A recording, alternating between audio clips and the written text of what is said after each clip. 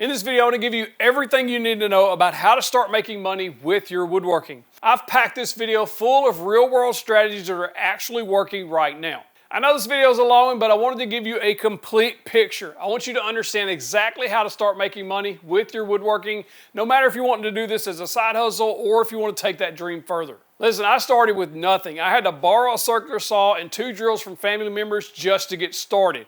But using these strategies, I was able to grow a woodworking business that was bringing in over $30,000 a year.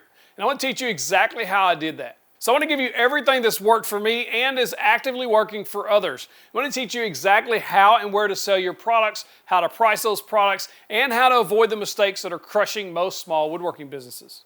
And the best part is, since I've been able to help hundreds of other woodworkers realize their dreams to make money woodworking, I'm going to share with you 4 videos at the end of this from members inside my private community who are actively making several $1,000s a month from their woodworking projects. They're going to share with you exactly what's working for them so that you can take those strategies, skip the learning curve that they had to go through, and help you make money faster. And if at any point through this entire video you have questions or you're looking for some extra guidance, you should check out our private woodworking community. We have hundreds of other woodworkers in there just like you who are sharing exactly what's working for them. They're supporting each other and they're helping each other grow.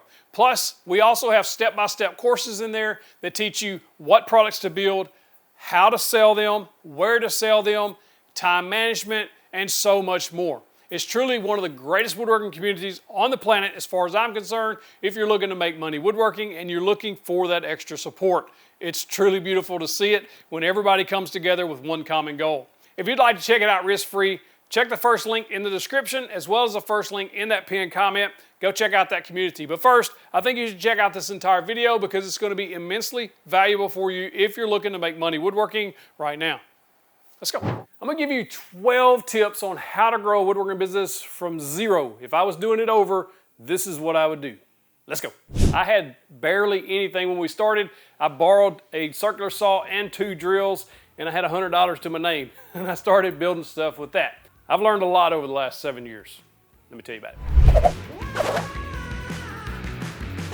Tip number 1, where do you start? Well, you start with what you got. Because I started with I told the story a bunch of times. Started with 2 drills and a circular saw that were all 3 borrowed from family members. I didn't have any tools to do anything with. I did have a square and a tape measure, but I didn't have none of the tools that I needed to cut wood and put it together, because that's as simple example of woodworking as you'll ever get. That's what I needed. I saw these chair plans on the internet. I was goofing around on the internet one day and I saw this outdoor chair set from J Bates with free plans. I thought, I can make that. And I made those, I set them up, I was gonna sell them. My wife come home, she saw them, she's like, I want them. I said, no, I wanna sell them. We had $100 to our name at that point.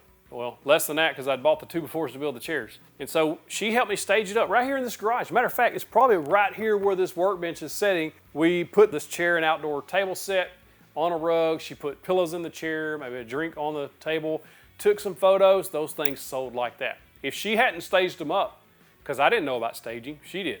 If she hadn't staged those up properly, they would have never sold, or they would take months to sell. I sold those, we sold those. We repeated the process. I went and bought more material, made more chairs, and then that created the process. So the best number 1 tip I can give you is start with what you got.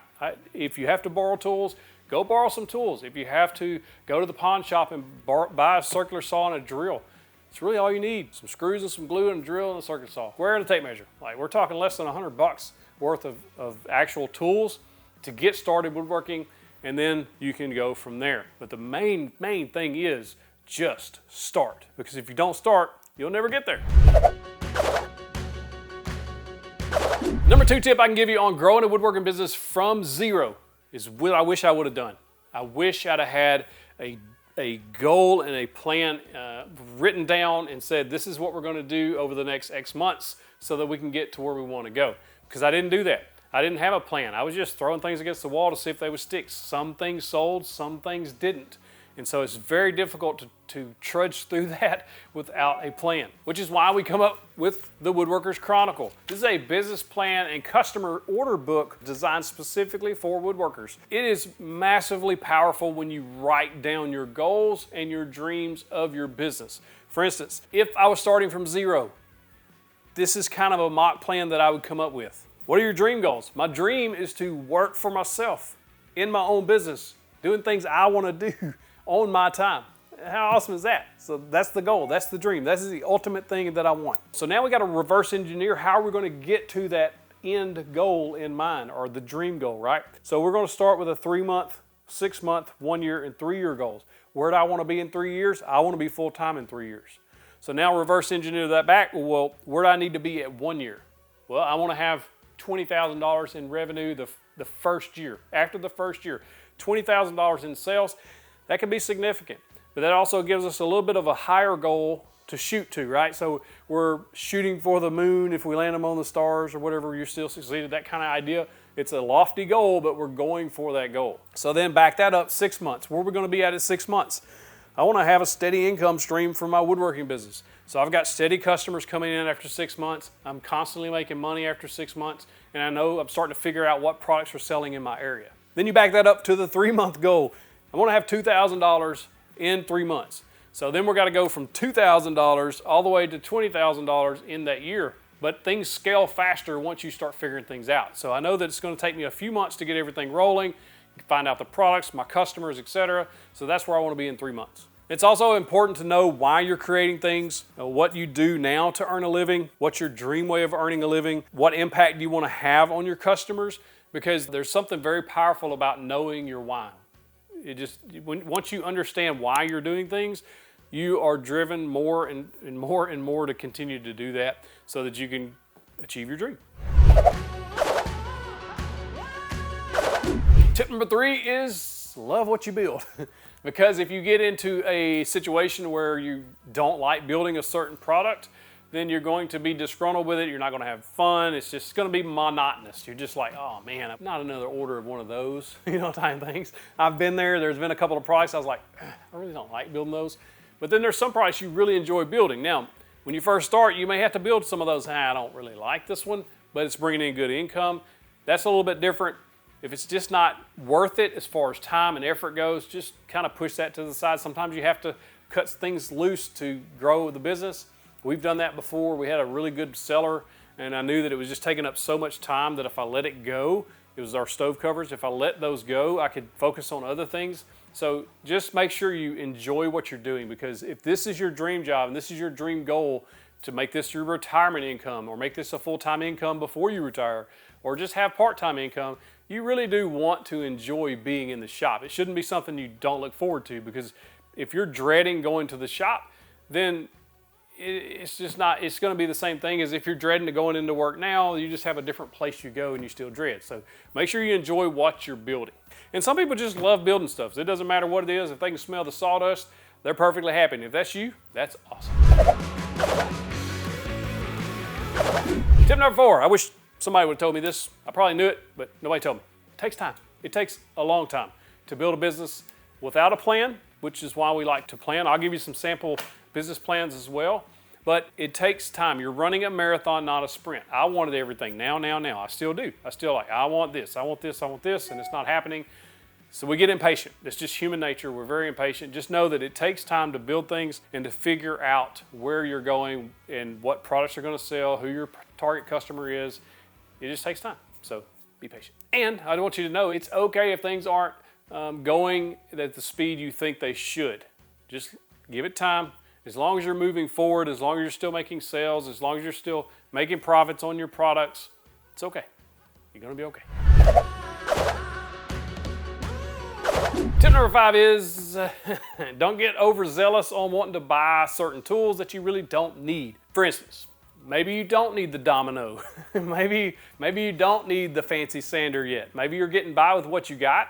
You're taking those extra profits that you're making and you're putting those back into tools you actually need. Maybe you need a better table saw, because those are needed in certain cases. Maybe you need a more accurate and safer miter saw. Maybe you need a track saw because you're cutting a bunch of plywood and you could do without those other tools that maybe you don't need. Maybe you don't need the upgraded sander. The sander you have now is working fine. You don't need the festival domino because you're getting by with doing your standard mortise and tenon or pocket hole jig or whatever you've got that's working. So just kind of start really thinking about, do I need this tool at this point? Because I've been guilty of buying stuff I really didn't need at the time. I wasn't going to use much. Matter of fact, there's tools that I bought that I've used a couple times and then they just sit on the shelf. It's a waste of money. And when you're trying to build a business, the last thing you want to do is waste money. So really evaluate if you need the tool or not. Tip number 6 is don't trust anyone. What does that mean? Take a deposit. If you're making commission pieces, if somebody wants you to build a table or a custom flag or a custom cutting board, anything that's custom to that person, you have to take a deposit. I took 50% down, but I didn't do it at first. When I first started, I didn't take any deposits, and I had a custom flag order for a fellow police officer at the time. I made this custom flag, and then when it come time for him to actually come pick it up and buy it, he backed out. He's like, I don't want that now. I was like, so now I'm stuck with this flag. It kind of ruins the relationship because now I got burned by this person. So I don't care if they're friends, I don't care if they're family, I don't care if they're coworkers. Just say, hey, my policy is to take a 50% deposit. That helps cover me, that helps cover you. You pay this deposit, you know that I'm going to work on this product. I get the deposit, so I know that I at least have my materials covered if you change your mind later, because I'm fixing to start working on this. And when I took a deposit, I put them on the schedule because that's another added bonus. You know, I'm booked for 4 weeks out. If you want on the schedule, you give me the deposit, you'll be third in line, and I'll be starting on your project on about this date. And that really does help things. And then that deposit helps cover some of the material as well as some of your time if they do back out.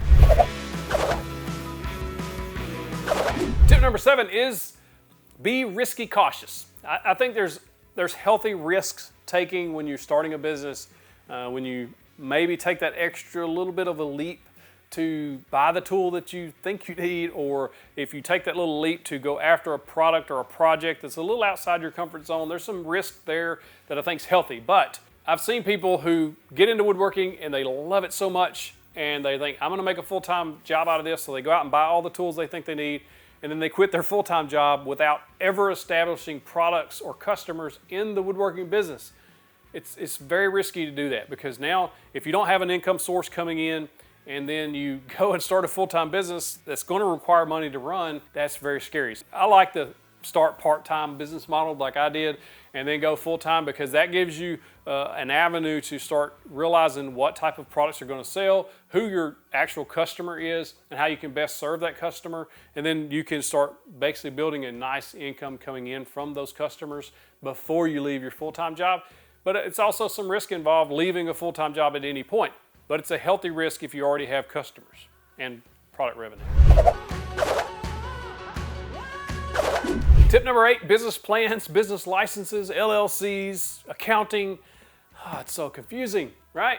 And that's one thing I was so confused about when I first started. I didn't have a business plan. We're going to start with that. Every business should have a plan, and it doesn't have to be like super detailed. You just kind of have to have a general idea of who you are and who your customers are. It's pretty much what a business plan is. I'm gonna pop up 2 business plans that I come up with as a sample. One's very simple and one is a little more detailed.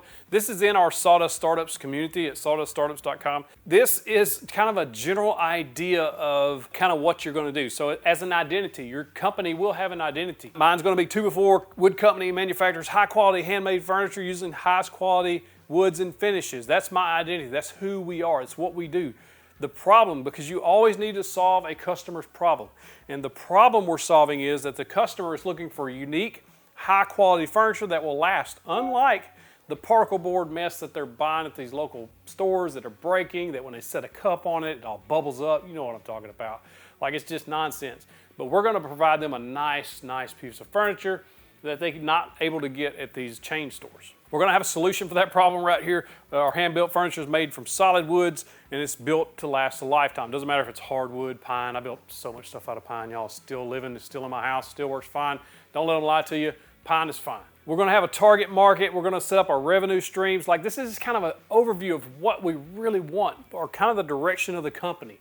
There's a more advanced one there as well if you want to kind of dig a little deeper into it, because you may want to really dive down into who your customer really is and find how you're going to sell in person and online, how you're going to basically create revenue. There's a lot of different stuff there that you can really dive into, but be really cautious that you don't get the paralysis by analysis, as they say, because you can start looking at all this stuff and get kind of freaked out and a little bit like, oh man, this is too much. I can't do that.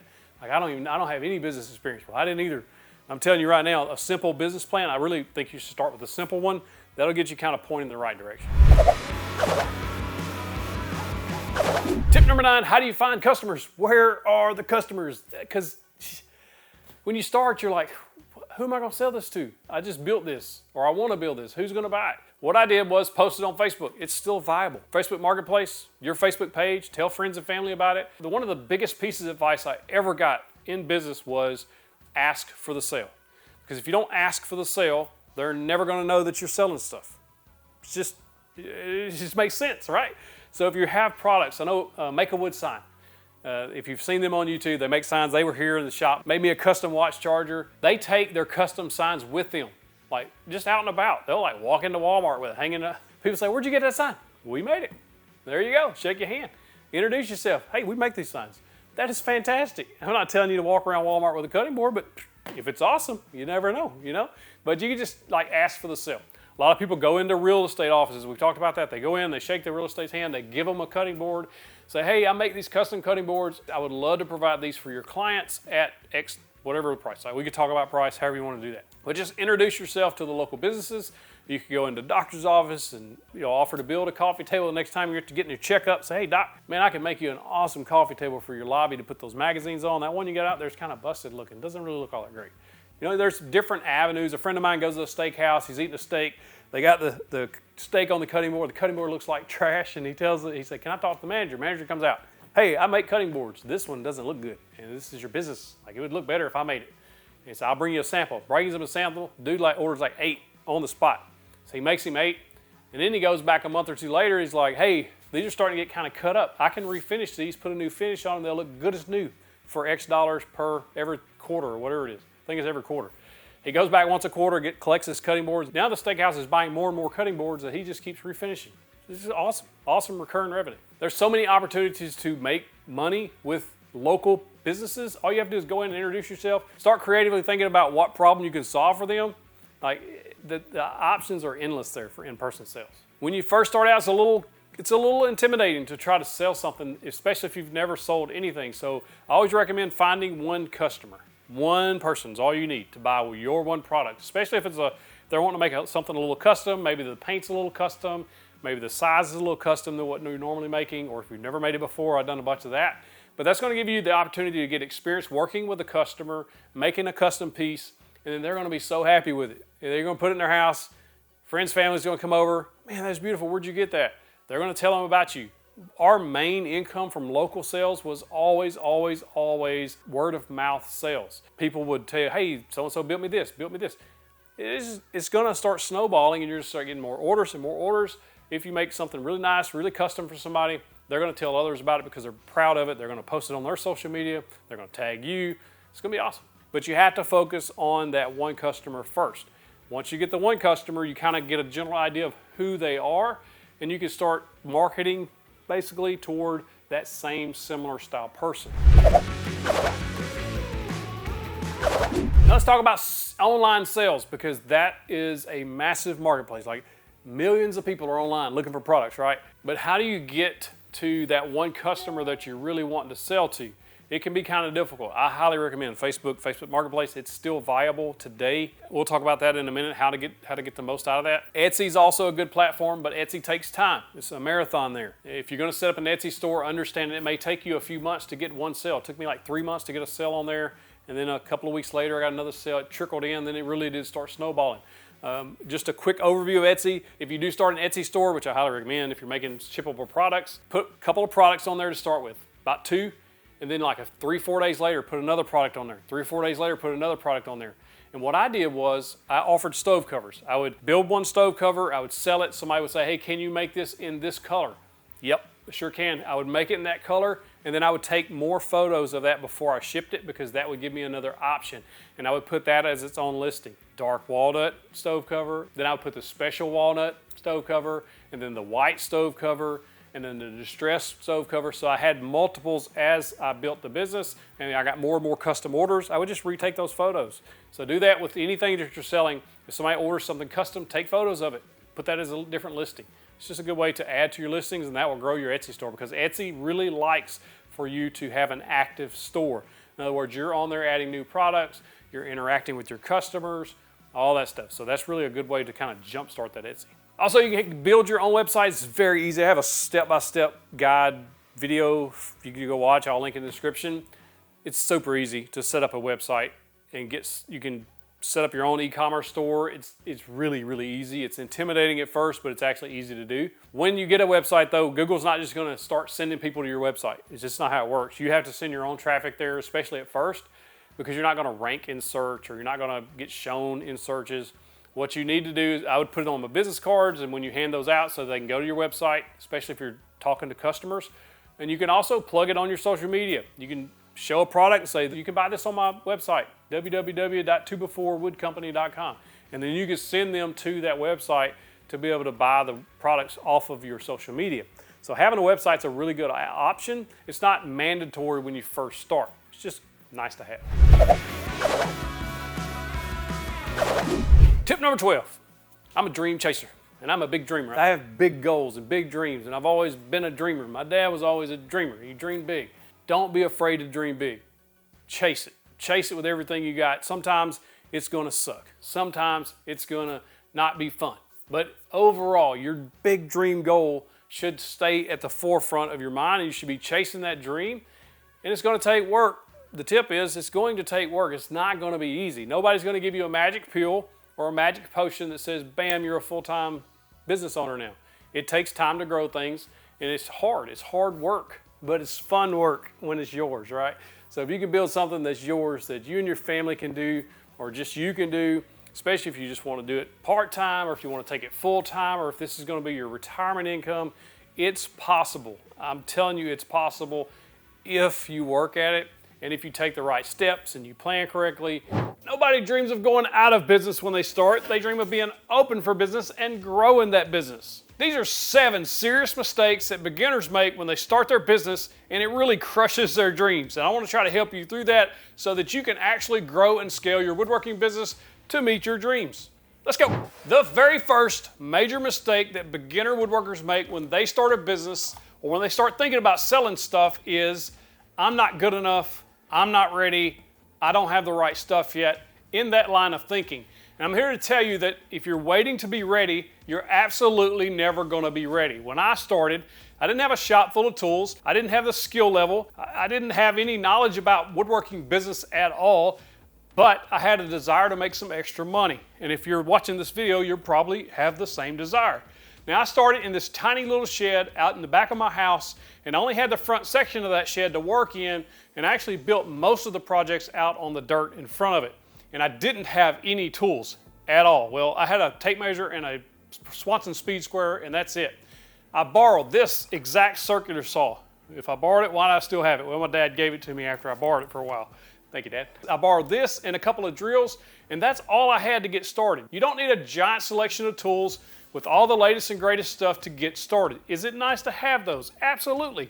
But it's not necessary to start, even to start a woodworking business. And that's why I think woodworking is one of the most approachable businesses for people to do as a side hustle or something on the weekends, things like that, because it's so accessible. You can borrow tools, you can pick used tools up, you can buy some very inexpensive tools at your local box stores, Ryobi and things like that.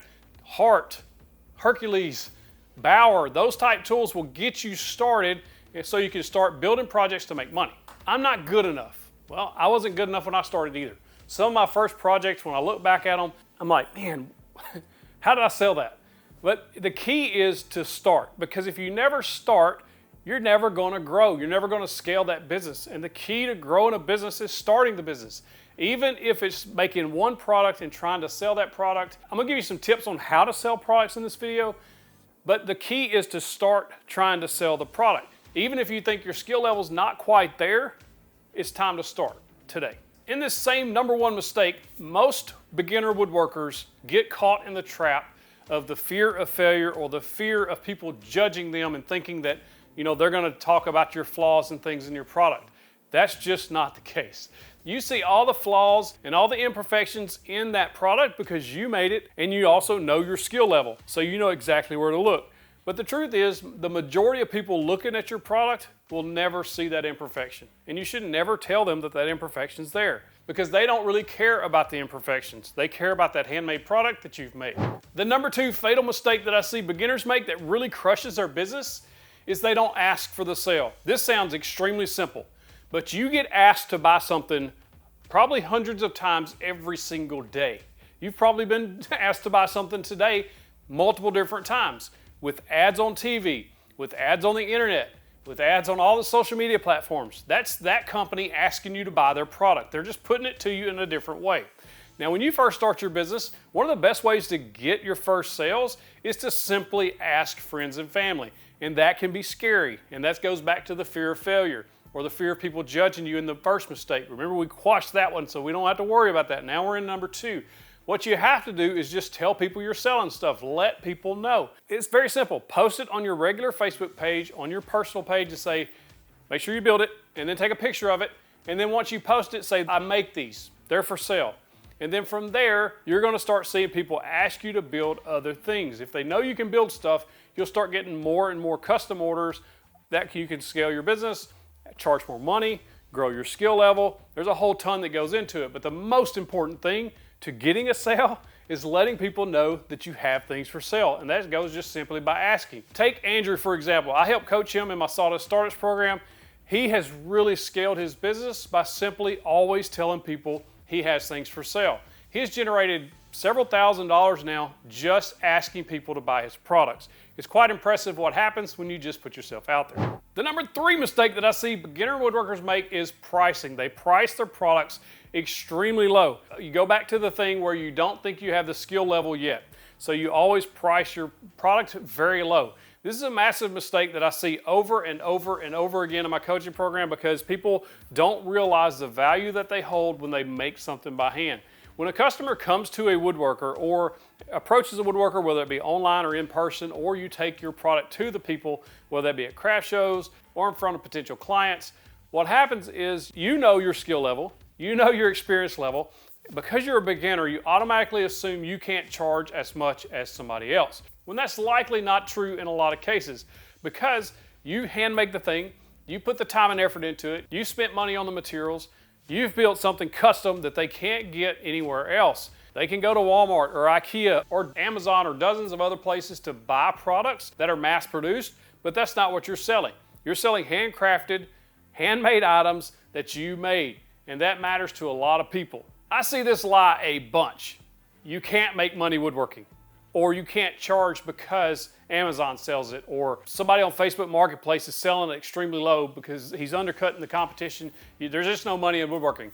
That is a flat out lie, and I can prove it over and over and over and over again just from the clients that I've coached and helped them grow their woodworking business. I see them making several $1,000s a month with little experience when they first start out. It only takes a couple of months to scale something like this up. So there is money in woodworking if you price your products appropriately. And pricing them is key. When a beginner starts pricing their products, one of the major things they do is they start looking at all those imperfections, or they start thinking about their skill level not being good enough, or maybe their tool set's not good enough, and so they price their products way under what they should be.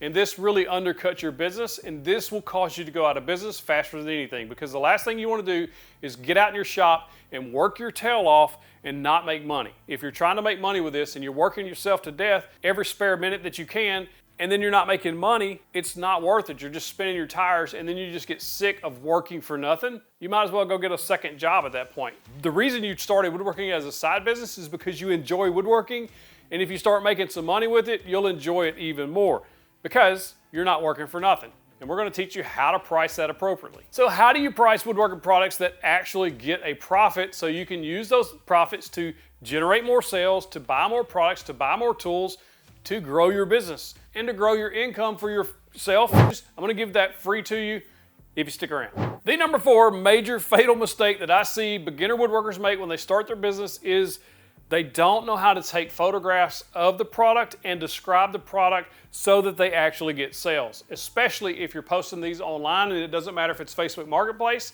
if it's on Etsy, or on your own website, on Instagram, wherever you're posting these things at. If you do not do this correctly, you will not get sales, you will not get views on that product or that posting. It's very discouraging to new woodworkers, and when that happens, they typically quit or stop trying to sell stuff because that product didn't sell. Now, not everything you post online will sell. However, there is a way to significantly raise your chances of your post getting seen and you getting more sales. Take Todd, for example. He's in my Sawdust Startups group. He posted one Facebook Marketplace ad, one. He got over 100,000 views, still getting views on this, over 100,000 views on this one product listing. He posted it for free. He's never boosted it or paid any ad money toward it. He's made close to $10,000 on that one post alone, selling his woodworking product. One post, almost $10,000, over 100,000 views. Every week he's getting new leads. Why? Because he took the proper photos of that product, the proper video, and he described it exactly like it needed to be to get the most reach. And that's where you really have to focus in on your products. Product photos is everything. If you don't stop them from scrolling with your product photo, it just kills your listing or your conversion rate on when they see the product and they buy the product. If you go to Etsy and search cutting board, which is what I've done here, you're going to get tens of thousands of results. But the ones on the first page or two are the absolute ones that are converting. In other words, people are buying their products. Why? First and foremost, you have to catch their attention with the product photo. If you look here, one in the top left has a tree. This is actually glass and not wood, which is interesting that it's showing up as a cutting board. Cutting boards can be made out of tempered glass and different things, but this one is unique because it has all of those colors and that tree. It's absolutely beautiful. And if you look, they have 418 reviews at a 4.9 star. That tells me that shop is moving product. If you scroll down one level, you start seeing stuff that says popular now, bestseller, popular now in that second row. But if you just look at their product photos and the way they're laid out, you can just tell they stand off the page much better than, say, some of these listings that come later. So I scrolled 20 pages in on Etsy and started looking at the same search results for cutting board, 20 pages in, and you can tell that the product photos are quite different than the ones on the first page. Why? These aren't getting as many views, they're not getting as many sales. If some of these listings, if you're one of these, I'm sorry, but if you would just change your photos up a little bit, like the ones on the front page, you'll start seeing better results because the photo is the first thing your customer is going to see. And if that doesn't catch their eye, then you can't get them to click on it and read any more about it. So the photo is extremely important. Staging your photos is massively important to getting sales. If my wife had not staged up the very first product I made, which was an outdoor chair and bench set, I would have not sold them. However, she had some skills in this area, staged them up, put a carpet under it, put pillows in the chairs, helped me take really nice photos right here in this garage. Right here. I took the photo right here. Those sold immediately. So we made another set, used the same photo, sold another set over and over until I got a custom order and started making other things like benches and things like that. Every time I made a new product, I took a good staged photo of that product, especially if it was a custom order. Why? Because I can use that photo to post online to get more sales. Gotta have good photos. Here's a prime example. Randy is one of my students in startups. He had this bench that he was making. He had a picture of it on his front porch. He wasn't making any sales. He comes to the course, he takes the product photo course, he takes new photos of those, and he posts them. Within 6 hours, he had sold 3 benches. He had that listing up for 3 weeks and never sold anything. Within 3 hours of good photos, he had sold 3, and he sold several more after that. So much so he got so sick of building the benches, he just didn't want to build anymore. He was selling them that fast just because he took really good product photos and gave it a good description.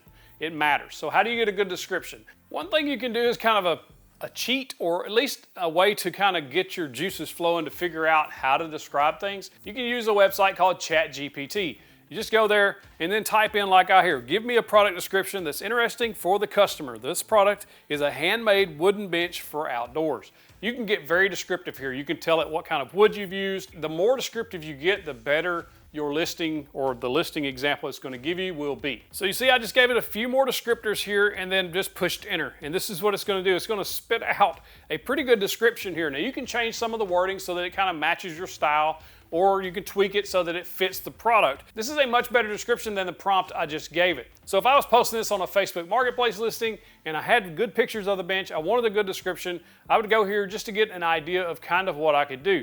And then once you get this product description, if you like it, all you have to do is I type something like this. Give me a clickable title for this description. And then it's going to spit out a good title so that you can put that first in the listing that will catch the eye. Transform your outdoor space with this handcrafted wooden bench. That's perfect. The number 5 fatal mistake I think most beginner woodworkers make, especially if you have a family or if you have a full-time job, is time management. Time management is one of those things that I answer questions on all the time about managing time properly to get the most out of your time, because I know if you have small kids or kids at all, not only do you have your full-time job and you want to woodwork on the side and you have family time, but they also have activities like soccer and baseball and football and cheerleading, whatever else they're doing. You have so much going on, so you have such a limited amount of time for woodworking and building a business, it can get a little bit stressful. But there's ways to manage your time so that you get the maximum out of it. When I started mine in 2017, I had 3 kids in school. All 3 of them had activities from cheerleading to baseball to soccer. Like everything was always going on, plus school events, plus church events, plus home life, plus my full-time job, plus woodworking. There's just a lot going on. And so I understand if you feel like you're stressed, like there's a lot of stuff going on, but this is where a lot of people kind of lose their way in their business, and they lose business because they don't know how to maximize time properly. Now, what you have to do is you have to block time off. Whether that be you talk to your spouse and say, hey, Saturday afternoon from 2 to 4, I need to work in the shop. However you need to do that in your life, you got to have those discussions if you have family members that you have to work around so that you can maximize that time. One of the greatest things I ever done was just get up early. If you don't get up early, it can really change how your business flows when you also have a full-time job. There was a lot of mornings I got up at 4 a.m. to come out and put finish on something that was quiet. I could build the afternoon before or the days leading up to it, and then that morning I could get up and put finish on or stain on or something that could dry while I was gone to work or gone to do other activities. This is one of those things you just have to plan your time around your products so that you can maximize that time. If you don't do this, what you wind up doing is, especially if you're taking orders, you wind up coming up to the deadline when the orders are due, and then you're working your tail off trying to get everything done when you should have been spacing it out over time. Time management is absolutely massive to keeping a successful business. One of the ways to do this is set a goal before you go to bed at night. Write it down, put it in a notes app, whatever you need to do, but you got to set the goal for the next day. What is the most important thing you need to do the next day so that you can get that product done or move forward with your business? I know a lot of times when you say, I can't get up early, well, put this down earlier and that'll help. You know, you just put that thing away because you get to scrolling and you may be watching this at night. Put it away. It's not important. Go to sleep so you can work on your business tomorrow. Business ain't going to grow if you're scrolling on this all day. The main thing you have to do if you're trying to manage your time is to block off time to work on the business. It doesn't matter if that's shop time, if that's office time, if that's study time, and study is important. If you're growing a business, you should be trying to learn how to grow a business. There's books out there by the Yang. I'll drop some of my favorites in the description. However, you got to block off specific blocks of time. And again, that's going to have to go back to the conversation you may have to have with family, friends, whatever. And sometimes, you know, maybe your friend's going golfing on Saturday and you need to work on your business or fishing or whatever your hobbies are. Sometimes you have to prioritize what's important. And sometimes, not all the time, but sometimes the business will come before other things. And there's a time for hustle and there's a time for not. And I know there's a lot of stuff going on around online that, you know, you shouldn't be overworked and all that stuff. I'm telling you, from 2017 to 2021, I worked my rear end off doing all kinds of stuff, including woodworking, including YouTube, including a full-time job, including family. Yeah, it was stressful. Yeah, it was a lot of work, but it paid off in the end because hard work pays off. And the more you put into something, the more you're going to get out of it. And sometimes you just have to sacrifice time here and there to pour into the business. Now, I'm not telling you to neglect your family or your friends. You should never do that. But there are times when the business and the work will have to come first if it's going to grow. It's just the way it is. The number 6 mistake I see a lot of people make is making the wrong product that nobody's going to buy. Well, how do you know they're going to buy it? You got to do some research, right? So a lot of times what happens is most people try to make a cutting board or something like that starting out, and while you might can sell some of those to friends and family, to scale a product you have to have something unique. And one of the things we sold that was one of our most massive sellers, we sold so many on Etsy, it was absolutely insane. I got sick of hearing the cha-ching. We sold so many of them, there were stove covers. Now, the stove covers that were out there when we started building them were all flat. So they had little flat handles on them on each side, and that was kind of the style. Everybody was selling those, or serving trays they called them, but most of them were called stove covers or noodle boards. My wife wanted one, but she didn't want one that looked like everyone else. So she designed a unique handle style that nobody else had at the time. And we sell plans for these on the website at 731woodworks.com. And they've sold well. The plans sold well. And the people that make these stove covers, even with my style, are selling dozens and dozens of these. So they're really good sellers because they don't really look like what people expect a stove cover to look like. You can do this with any product. It just has to look a little bit unique. You have to change it to your style or put a little unique spin on it. That will make a huge difference in if this thing sells. Recently, one of the startup members sent me a picture of a stove cover he made off of my design, but he tweaked the handles. They're more modern, more sleek looking. This totally changes the look of the stove cover, but it still gives it the same function. This will sell huge for him. All he has to do is post it online because it's different.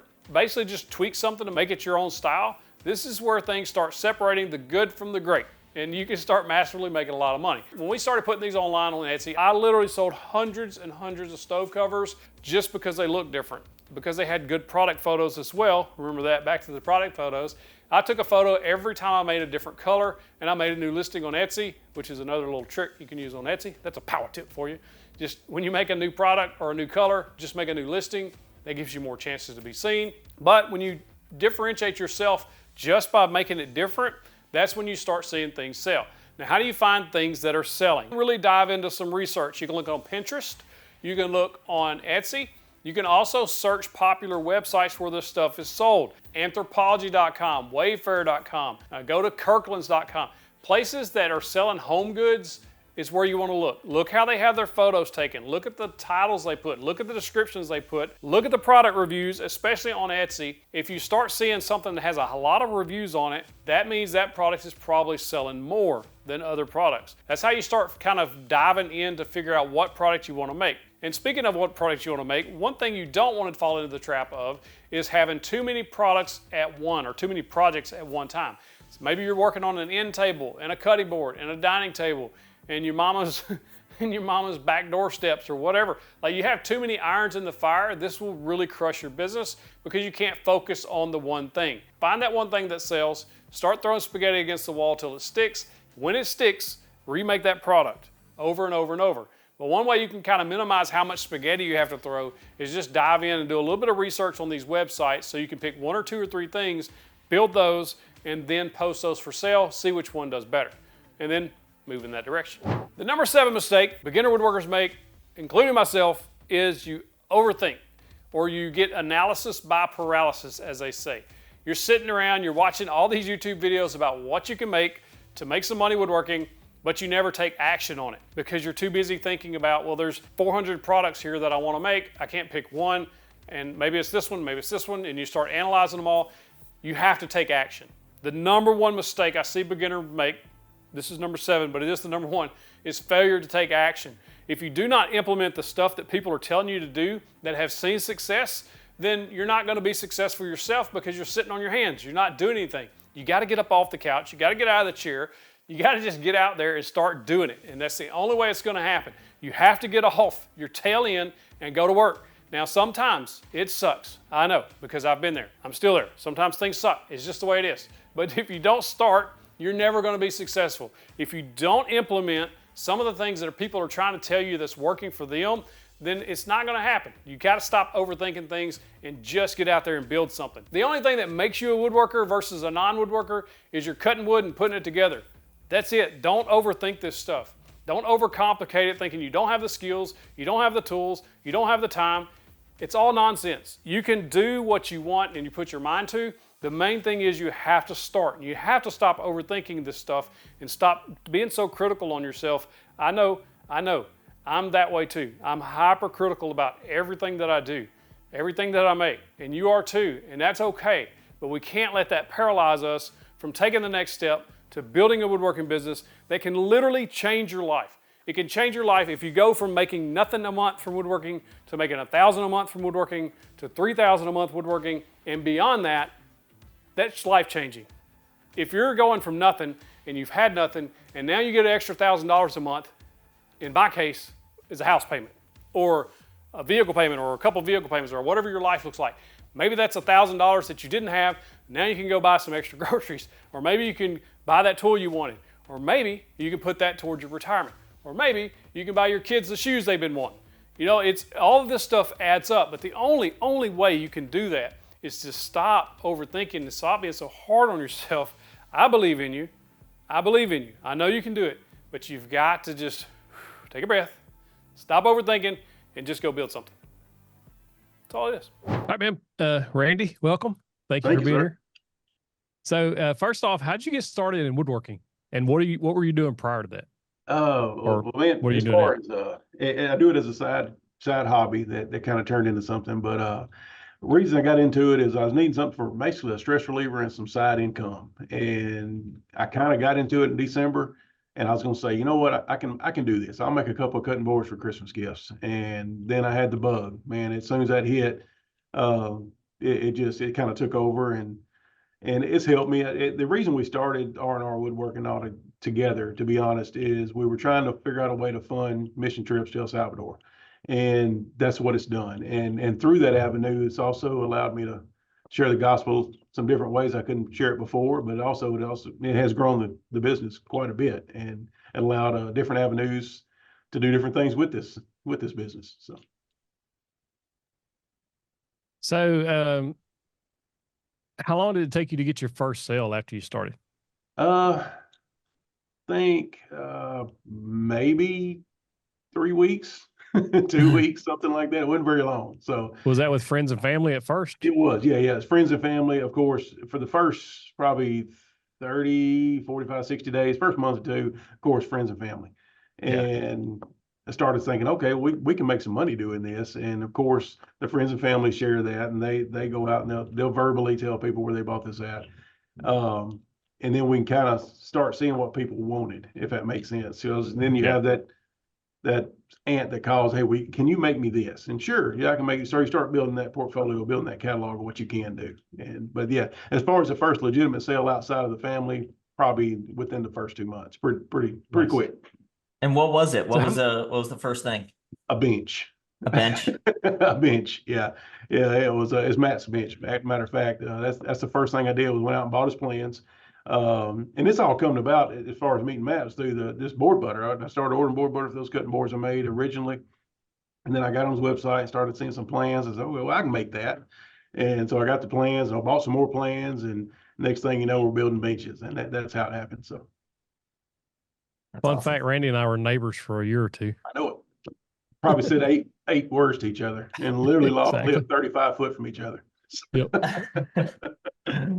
That's So funny. how much do you think you've made just in the last year or just since January, just rough estimate and just from your product sales so I far? was figuring that out. I mean, this is not taking out, cost of materials. I'm just saying Right. this is just gross sales.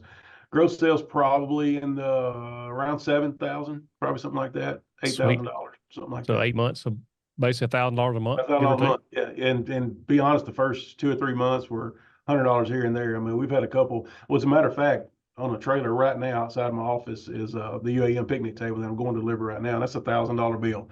So Nice. we've had some months with $2,000 and $3,000. So it's been kind of sporadic, but the last 2 or 3 months have been real great. So Now you talked about your bench sale. yeah, You posted in our community on Sawdust Startups, kind of a success story there. Can you yeah. elaborate on that? Yeah, absolutely. I built this bench, and it was not sold. It was not, I just said, okay, my wife needs a bench for her front porch. So I got the plans.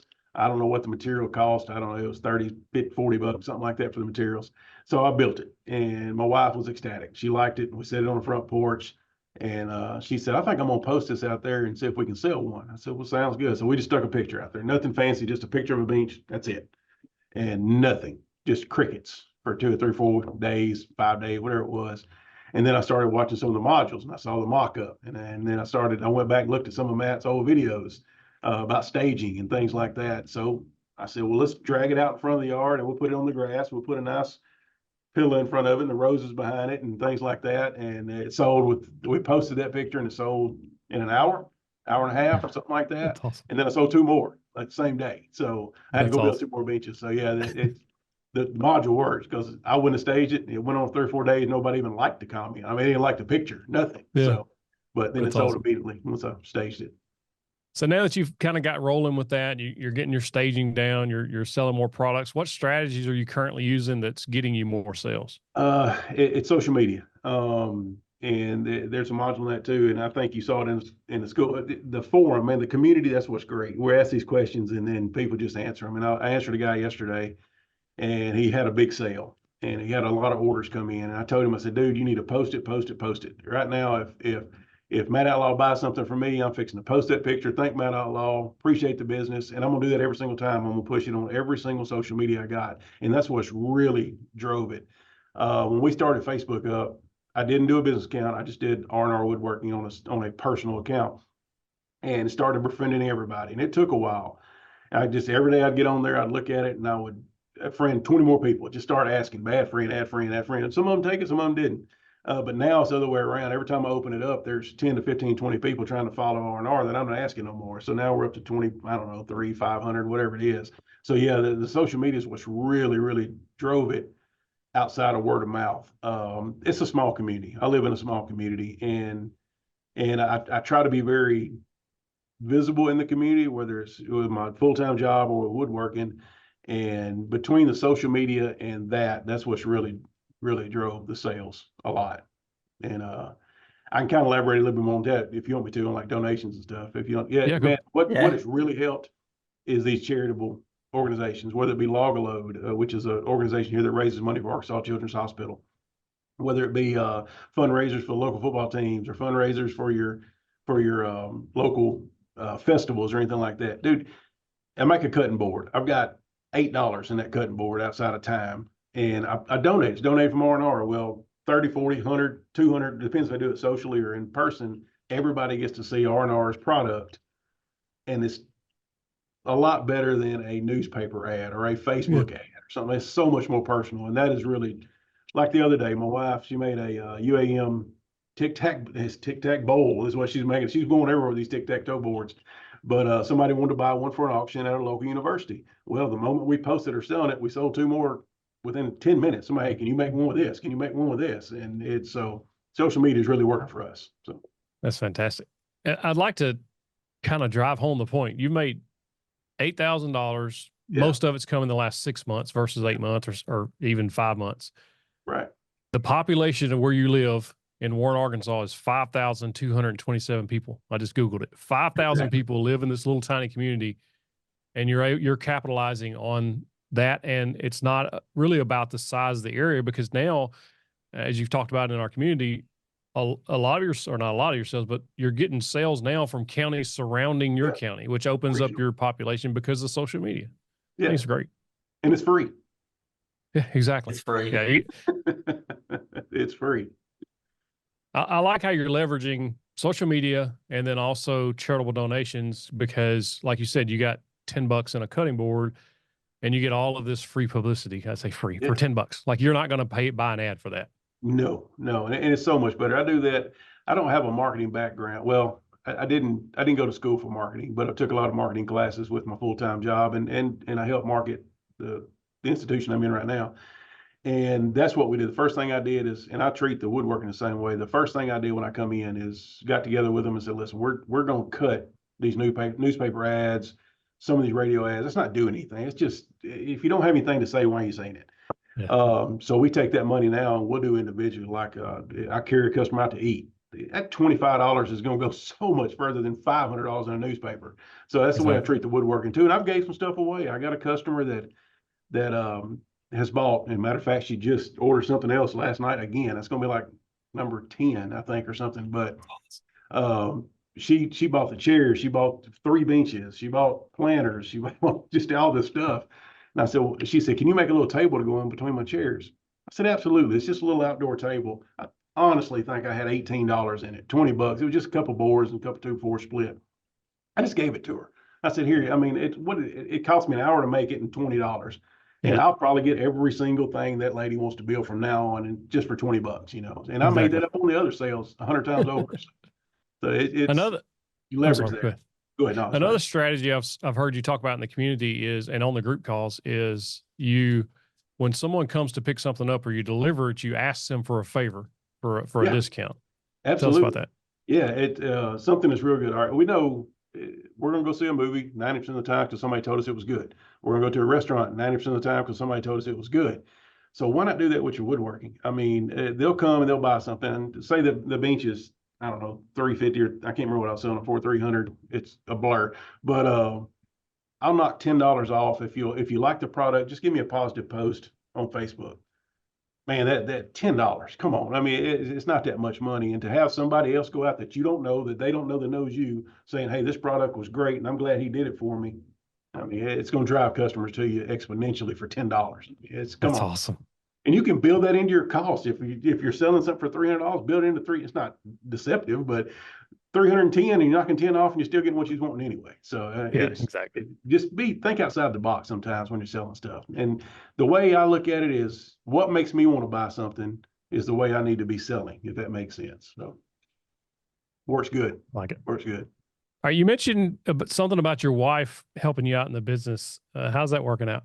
Oh, absolutely, man. It would not go without her. And that's one of the biggest things you got to have in one of these deals. If you're married and you start a woodworking business, you got to have a spouse that's supportive. And fortunately, mine is supportive and also has a very good work ethic. Every single day when I get up and come to work at the bank, she gets up about 8 o'clock. She goes out to the shop. She's either sanding, staining, painting, distressing. She runs pretty much all of our laser side of it. She does all of that. And she'll work to about 7, 8, 9 o'clock at night. I mean, and on Wow. top of keeping the house and cooking and all that. So she's a stay-at-home mom. So she is absolutely the force behind R&R, and I'm just I guess I just get to be the figurehead, I guess.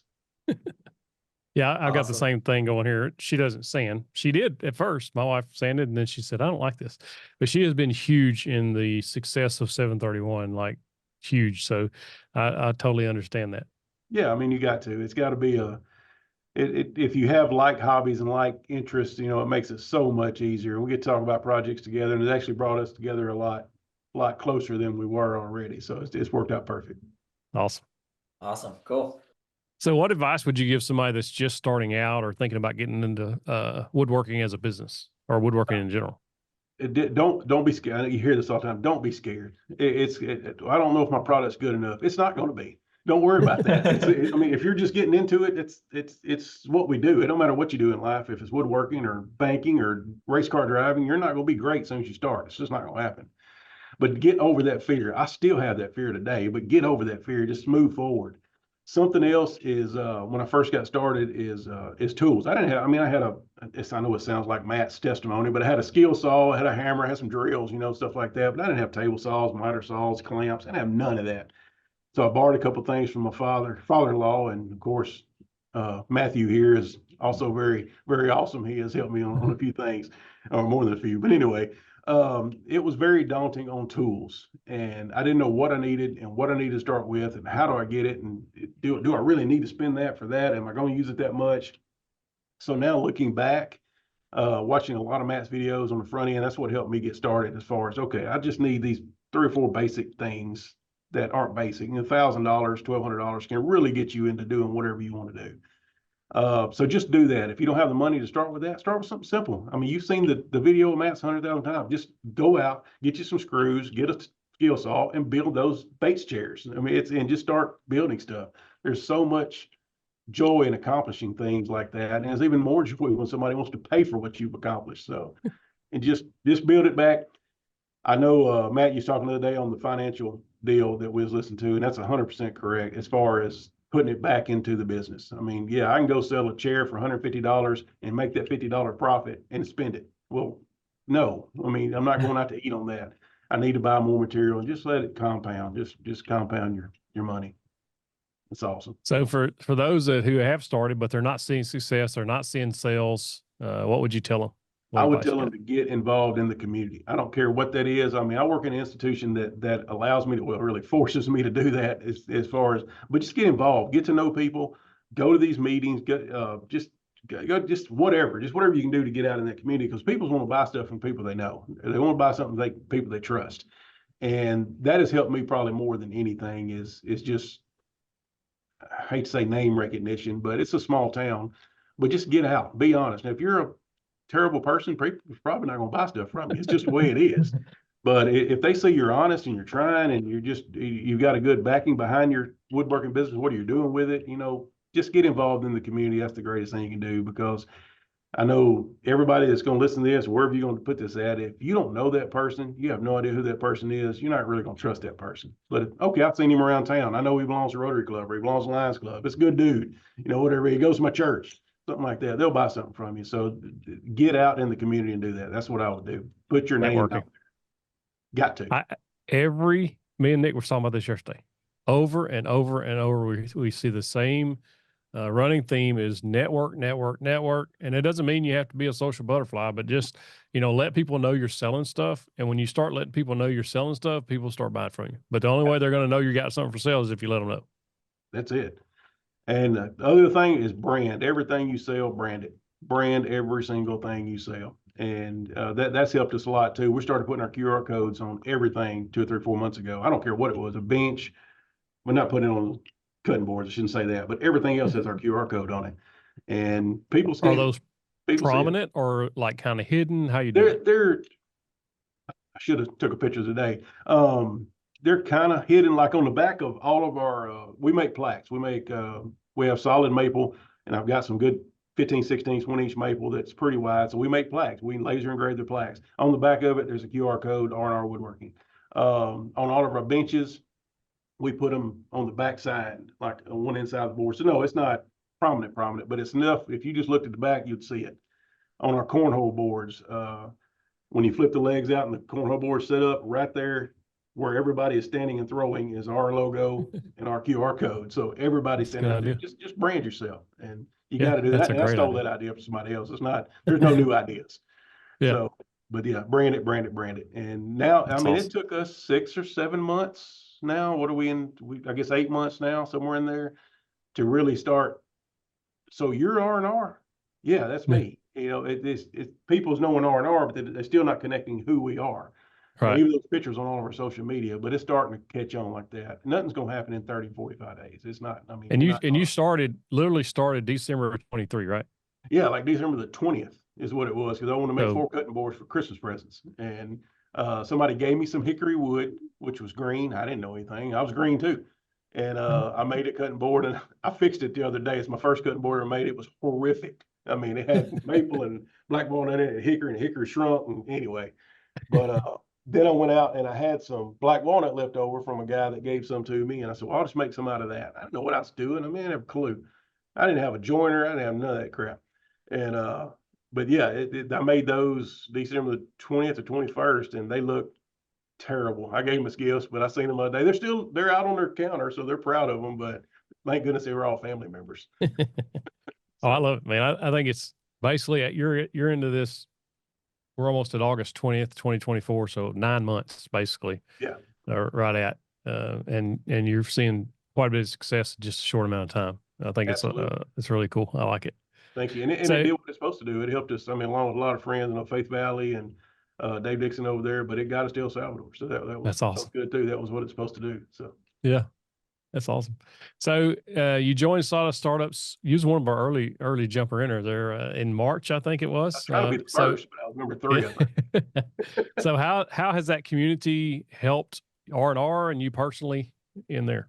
Man, it's awesome. I find myself on it, honestly, 25, 30 times a day. I just awesome. pull it up and check and pull it up and check, because first of all, there's so much knowledge in there. And we're all like-minded. That's what's awesome. I mean, it's such a positive group. I have never seen one negative comment in any way. I don't know if they're watched, taken down, whatever, but I've never seen a negative comment on anything.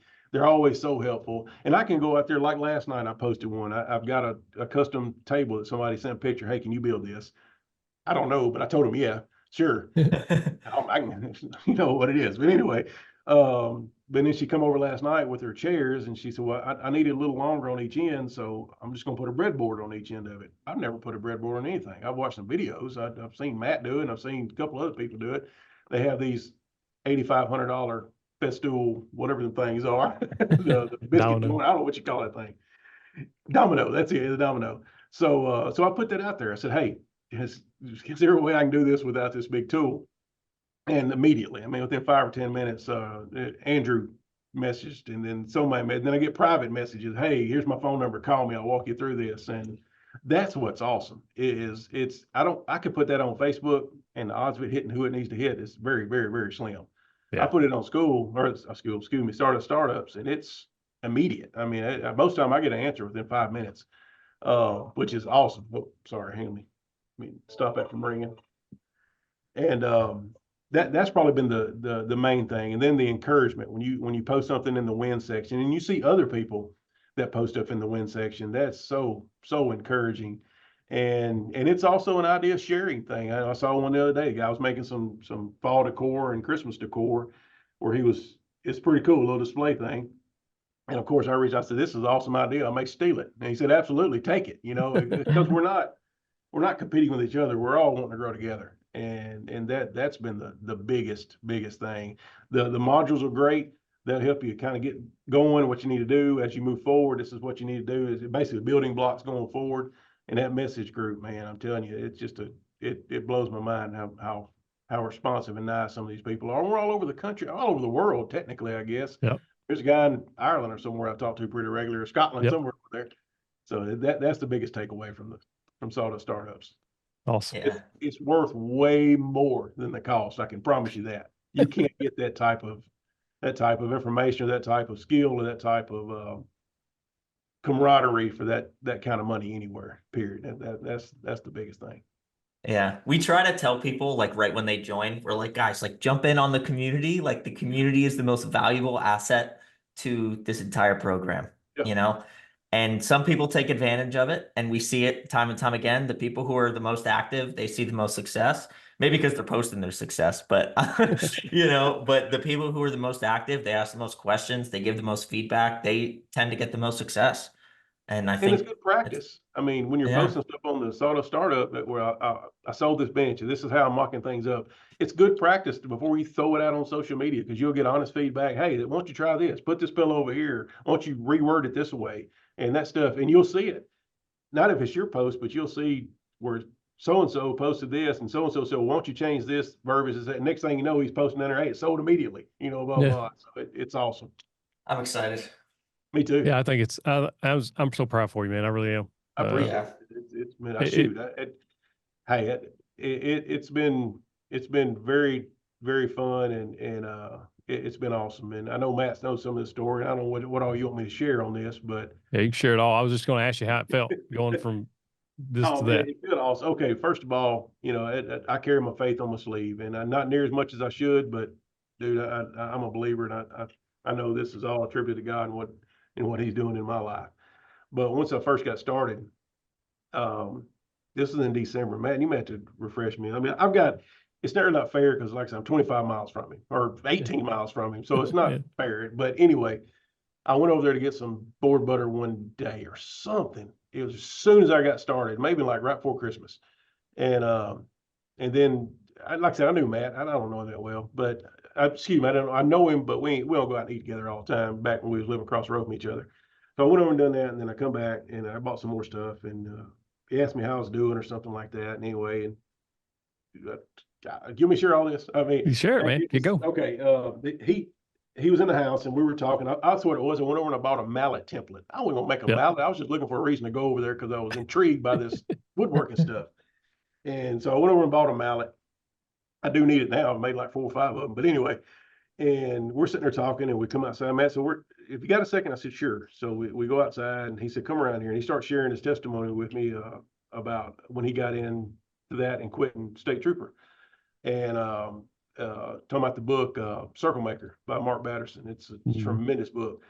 And I was kind of starting to feel the same way. And I was sharing to him about how my wife had to quit work. And that's another way you try to supplement some income. About 4 years ago, she quit work when we went through COVID. My youngest son's a type 1 diabetic. So she spent some more time with him. So he carries me out to a shed and he said, listen, he said, God put you on my heart. And he said, I want you to have this. And it was an Oliver planer. And I didn't have a planer. I had my father-in-law. I borrowed one from my father-in-law. It was like a 68 model something. I don't know what it was. It did the job. I mean, it did what it could. And I didn't know what to say. I said, man, I can't take it. I don't know how to take charity. And then he shares to me about how so many people's helped him through this journey, and people he don't even know, people will never be able to repay back. And I felt the same way, but I didn't leave the Oliver planer. I took it with me and a dust collector. But that wasn't the kicker. And I told my wife, I told Matt I was going to share this as a testimony. I was going through a pretty tough time in my life, and I'm still tough. I'm not a depressed guy, but I was in a funk then. And the best part of this whole trip, he carried it out to the back of my vehicle, and we loaded it up, And then he said, can I pray for you? He didn't know I was struggling. He didn't know anything about it. And he said, can I pray for you? And I said, absolutely. Once again, we knew each other. We didn't know each other. Yeah. And he prays for specific prayers for me and my family. And I was about ready to lose it. And then and I asked him, I said, can I just have a hug? And we just hugged right there. Two grown men hugging in the road. And then I left, and I got to the end of his road, and that's when it kind of hit. And Lord was talking to me and convicting me, and because I spent a lot of time in the shop, I wasn't spending time with my family, I wasn't spending time in the Word, I wasn't spending time praying, and I had to pull over at this gas station, Patriot gas station, right past the road. I couldn't drive, I was squalling. So I called my wife, and she said, "What is wrong with you?" I told her, I said, I think God was talking. I know God was talking through me through this situation, and that one moment right there is what solidified what I was doing. And it felt like I was doing what I was supposed to be doing as far as this woodworking goes. And he was telling me, hey, what you're doing it's not inherently wrong, but don't forget why you're here. Don't forget me. Don't walk away from me. So God used that to pull me back. And it's been great since. I mean, it's been awesome. And I try to give him glory when I can all the time. And so I wouldn't be here today if it weren't for God. And I'm gonna go and say it, Matt, and for God putting you in my path. And I had a guy say one time, he said, you got to quit looking at people that God put in your way. He's putting them in your path. And I like it. And it's awesome. And that's what happened. So that's why I'm in woodworking today. And that's why I have so much joy in it. It's fun. So That's fantastic. Share the gospel. That's incredible. That's an incredible story. It's great, man. I told Matt, I texted him that night. I said, listen, dude, I said, I don't know you that well, but I'm gonna use this as a testimony, whether you want me to or not. And he said, well, do whatever you want to do. So I've shared it no less than 25, 30 times. But it's awesome. If anybody over here didn't like you when you're a state trooper, they like you now. I don't know about all that. I still get some ugly looks from here and there. Man. But if I can knock something home one more time on this, because I'm assuming this sawdust startups, what it's for, is what some of this for. You may have to edit some of this, but the sawdust startups is how much a month now? It's $49. Yeah. $49. Dude, you can't, man, that's less than $1 a day. I mean, a little bit more than $1 a day. And for the amount of knowledge and feedback you get on this, if I was starting a woodworking business today, and I had my table saw and my miter saw today, the next thing I'd spend money on would be the sawdust startups. No question. No question. I think I said it the other night, it's probably the best tool I've ever bought. So awesome. Thank you, man. Hey, Todd, man, we appreciate you being on here. And I have really enjoyed seeing your success. Just when you're sharing your posts and everything that's been happening to you. I would like to know where you started woodworking, like what got you into this? Well, first off, thanks for the invite to come and talk. It's an honor. I appreciate it. When did I first start? Well, all the way back in 8th grade, I took wood shop in middle school, which is something that they need to do again. I agree. Everywhere. It's phenomenal. So my teacher was Mr. Duncan, and I remember him and everything we did. And that just made me kind of fall in love with woodworking and always kind of wanted to have something to do with it. And he also helped us in 6th grade actually build go-karts at 0 period. We'd get there at 6 a.m. and learn how to weld and learn how to repair an engine and all this kind of stuff too. So just always like working with my hands, creating things, that sort of stuff. And then in high school, I was kind of the wood shop rugrat, but I would get there at 0 period. In the last 3 years, I would work from there until lunch in the wood shop, and just learned a lot. I wish I could have learned more, but that was Mr. Bell. He was incredible. Great instructor. So just always wanted to be in woodworking. And then when I graduated and went on to life, it just wasn't possible. Got a job, have a wife, 2 kids, fantastic family, and just supporting them. I got off into the pet industry, managing pet stores for quite a long time. Became a district manager for a chain of pet stores, and when we closed those down, we moved into just direct importing, that kind of thing, and just life went off where it went. And then one year I got a pretty good sized bonus, and I just was thinking about woodworking again and bought just a handful of tools. Started doing some stuff. And when I would sell something, I would just put money back into tools. And it was just a hobby, kind of a thing. So just slowly built it up. And what happened with me was about 4 years ago, I just saw a picture of this really cool looking outdoor yard statue that had made out of wood, that had some glass bottle bottoms inserted into it, that kind of thing. And I've liked gardening and that kind of thing. So I figured, well, this will be a fun project. I'll try making something like that. And so I made my original sculpture, not with glass, but with acrylic, and cut it into some different shapes and put it in there and put it in my yard, and people seem to like it. And it's just gone from there. Just word of mouth, people asking, gee, that's kind of neat. I'd like one. And I'd build a few and charge almost nothing for it. And just because it was fun, and someone wanted something I made, it was a fun thing to have happen. So my screen is just blowing up with people from my ad. That's awesome. That's kind So of fun. how much money do you think you've made, just rough estimate, since you started selling those, or even in the last year or so? Yeah, I started really selling them. When I started Sawdust Startups, I decided that it could be something that would work. So I put an ad out there. I'm at about 8,000, and that is in about 3.5 months. Oh, wow. That's impressive. Yeah, so off to a good start, and I've got a plan kind of in place with your guys' help, just kind of edging me on, to try to get to when I retire from the pet industry in a year from December. I don't know if I should have let that out. You might need to edit that one out, but we'll talk about that. But I've got a plan in place. I want to be able to just jump into this full time. And with my calculations, I think I can get to where, if the demand is there, if I can make the stuff people want, get to 10K a month. So when you joined Sawdust Startups, what drove you to sign up? And then more importantly, how has it helped you in your business at all? You bet.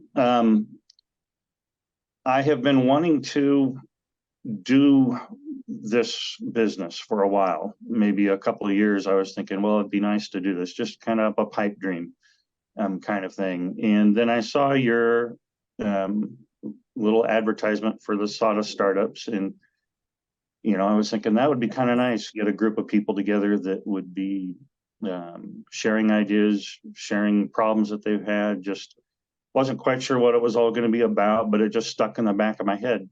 And I was just thinking about it. And then I saw another little clip about it. And I actually called my wife and talked with her about it. And I said, hey, it's an investment. They're asking $40 a month. And what do you think? Can that go into the budget? Can I, how can we make that work? And she's just like, well, it's $40 a month. I guess it's 50 now, but she goes, start it. If you don't like it, you can always drop back out. If it's not worth it, don't do it again, but it's only $40, go for it. So we're Dave Ramsey people. So we have an education fund envelope that we put about $30 a month into, and it built up. And so we took money out of that fund and pumped it into here. And it's been egging me in the back of my brain just to get going on it and, take it seriously. So the timing was good. And so just hopped right into it. Awesome. So what advice would you give somebody that's just starting out with woodworking, or even trying to get started in their business? Take the jump, it's like, if you don't start, you're never going to get anywhere. A saying that I've liked recently that is that baby steps can cross a continent. So, just one step at a time, one foot in front of the other. It's like I've been reading the book Atomic Habits, and it's like vote for your life and for what you want with every decision you make. You can vote against or you can vote for it. And I just decided to vote for it. So, believe in yourself and take a leap, and you'll learn. The worst thing that'll happen is you can learn from a mistake. But it's never a mistake to follow your dream and try to get something to happen for yourself. That's awesome. So if somebody started out and they're not having success yet, what would you tell them? Keep trying, because when you're trying to reach a goal, it doesn't happen overnight. It takes time, and you end up, I'll go back to this book again. I actually have it here with me because I read it every day right now. The Atomic Habit. There's a point in time where your expectations don't meet up with your output or the energy you're putting into things, and it takes a while for it to build. And once it, so you're in that period of time where the reward isn't equaling your energy that you're putting into it. But if you keep putting the energy into it, pretty soon that little line starts to jump up exponentially, and you can start to see the reward. And then that just gives you a total faith boost, just a kick. My confidence in the fact that this will work, what I'm trying to do is going to happen, has grown exponentially since joining up with this group. I do a little bit of journaling, and I've written about, the success. And so I've got those to look back on if I start to feel, like, I don't know, maybe I'm not meant to do this, or, this one's not going to sell or something like that. I can go look at what I've told myself, what I've written down, but it's totally possible if you put the effort into it. You just got to put the effort into it. Awesome. So since you joined the community, was there a light bulb moment or anything in like a module that helped you in any way, just get that ball rolling for you? You've posted, the reason I asked that is because you posted in the community a while back how it seemed to transform. I don't remember the exact wording, but it transformed how you were looking at this business, and then it kind of really started rolling after that. Yeah, well, it's like when you start to really analyze where you want to be and you work backwards from that. That might be the post about where I was trying to look at making 10K a month, on it. And I just worked backwards to how many hours I was willing to put into it, because I don't want it to, take over my life. I want to have a family life, how much I needed to get per hour. And then just trying to figure out how to get the process to where I can complete a sculpture in enough time to make that amount an hour. And it does require investment. So just, overall, was there one module or one thing? Honestly, the one thing that helped me out was just to learn about how to catch people's attention with an ad. As silly as that sounds, I posted that one ad on Facebook, and it's just gone crazy. But starting out with a video that captures people's attention, with some movement, and I just start with a picture of one of my sculptures and moving and kind of walking around it and seeing how the light plays with it. And that people, I don't think hardly anybody would click on that and not finish watching it, and then once that's done, if that's something they like, they're kind of hooked and they start looking at the other pictures and things. But, that was a huge one. Once I posted that ad and started getting results, that ad's now had over 100,000 clicks, That's crazy. So cool. Clicks, not views, clicks. That's impressive. Yeah. Yeah. And it's like I would, how do I say it? I'd use my phone right now to show you all the responses, but I'm on my phone doing this. But if I go to the Facebook Marketplace and I go to my ad, it gives you information about it, like how many clicks you've had, how many shares, how many saves, that kind of thing. And I think the saves in total are probably easily over about 5,000 where people have saved my information. Wow. So my understanding is that the next time I put an ad out, those 5,000 people are most likely going to see it really quickly on their feed. I want to clarify, when you say ad, you haven't paid for anything. You just made a post on Facebook Marketplace, correct?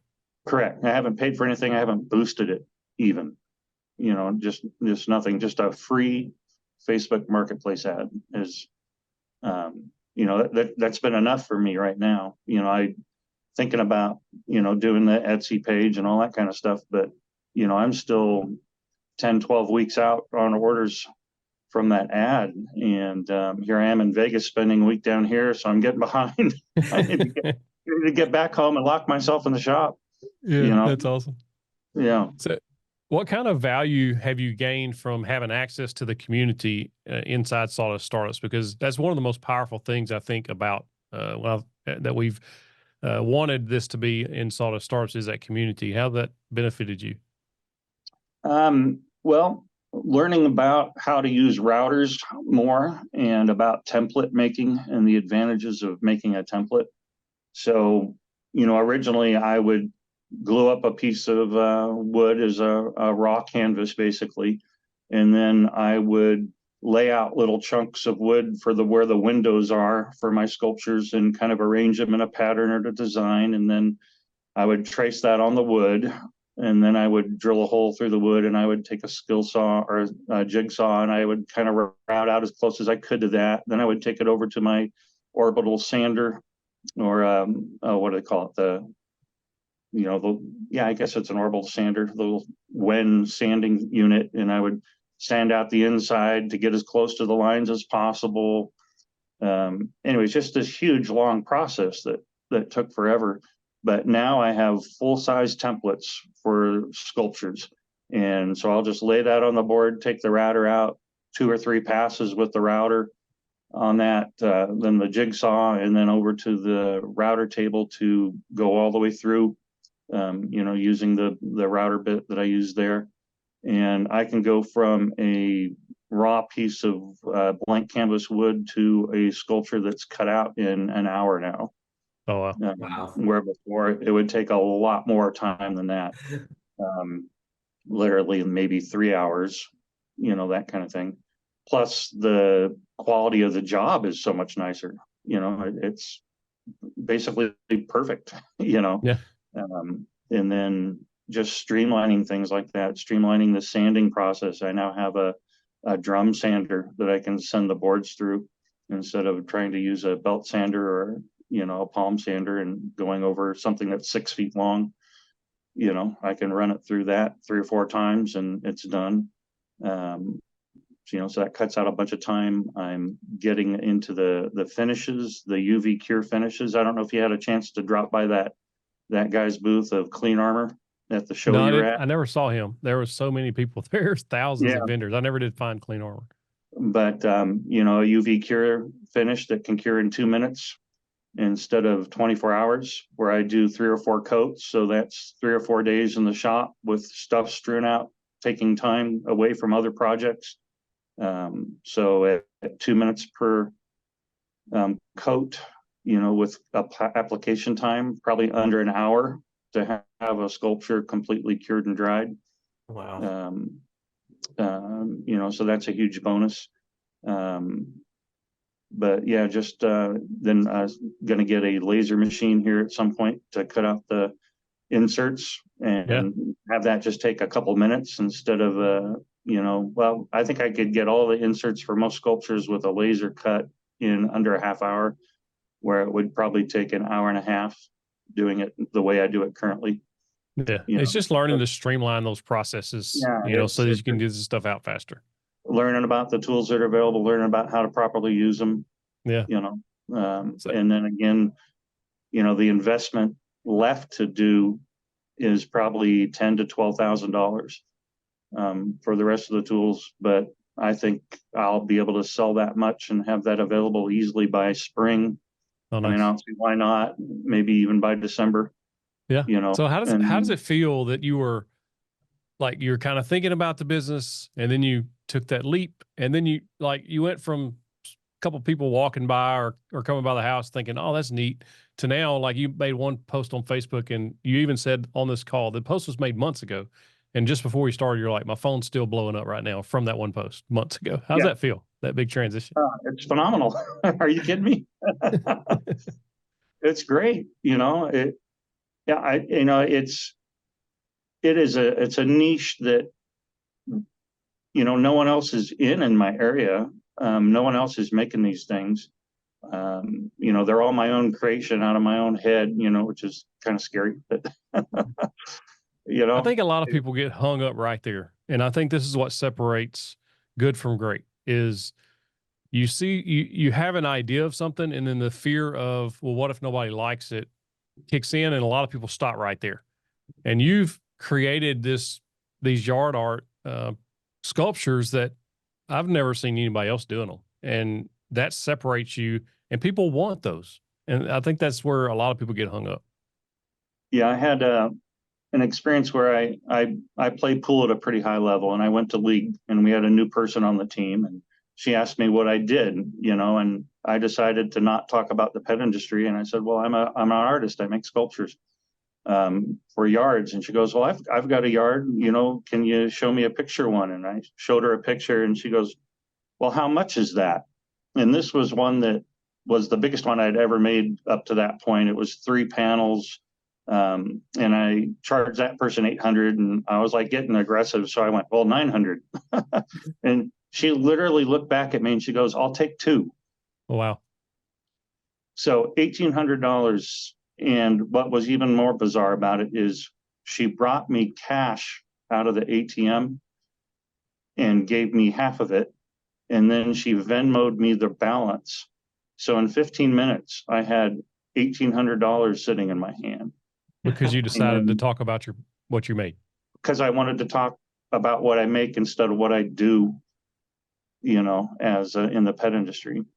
This is a recurring theme that we've seen over and over and over in the community is the instant you start telling people what you're doing, what you're making, they start getting sales. It's just, you have to let people know. But talk about a belief builder. Yeah. You know, it was like I came home and I was talking to my wife about it. I was crying when I got home, and I was like, my gosh, you know, this can happen. This is going to happen. You know, 15 minutes with a stranger, you know, new person that I didn't know till I had gotten there that night, gave me $1,800 and trusts me to come through with this thing. And, you know, that's another thing that just blows me away is the other day, a person ordered 5 smaller sculptures after just a couple of contacts back and forth off of that ad. She sent me a $500 down payment. You know, it's just unreal. Yeah. That's yeah, awesome. it's humbling. So Todd, question for you. When you started with the sculptures, what did you sell them for? And now what are you selling them for? Gotcha. When I started, I would have a 2-panel design, which is the original one I made. And I sold those to people for $200.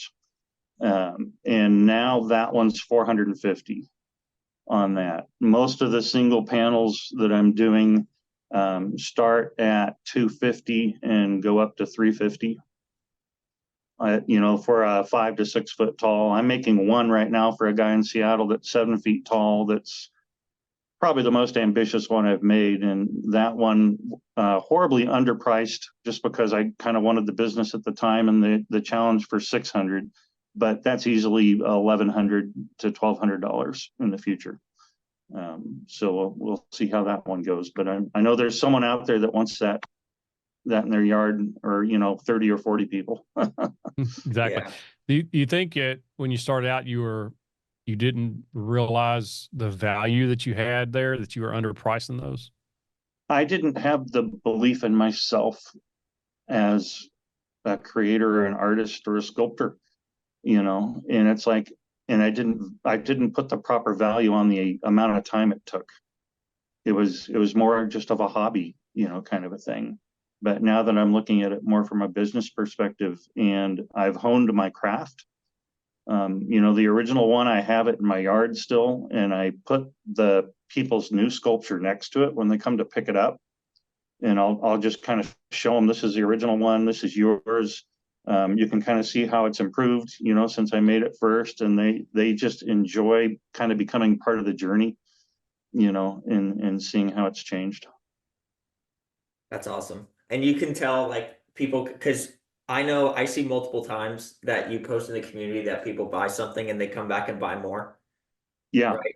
And I think that right there is like all just part of the brand that you developed over time. And I think that's awesome. Like every customer was treated like very well, and they appreciate that. And it's done you nothing but favors since then. Yeah. I get their phone number and stuff like that, and I have them in my little order book, and I try to send people pictures kind of the process.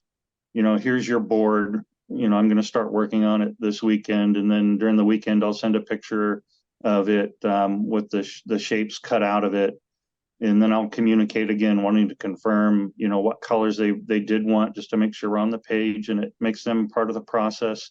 And they really seem to enjoy that. But I try to never send the finished photo. That's the tease. I build up, here it is, it's almost ready, and then no more photos, you got to come get it. Yeah. Surprise. I like that. Keeps the mystery there. That's awesome. Yeah. I think you have such a gigantic opportunity with the product that you're selling because it's so unique, and you have the bigger sculptures, which are upwards of, like you said, like 12 or 1200, which is going to keep going up. And then you also have the smaller sculptures, which are less barrier to entry. And I think Right. as time goes on, you have such an opportunity to sell a big one and a small one, and just your order value per customer is going to keep going up as time goes on because you're in such a unique niche. You know what I mean? I didn't hear that last part. You froze. Oh, because you're in such a unique niche of yard art, and no one else is selling anything like what you're selling. So Right. you're going to increase your customer order value as time goes on.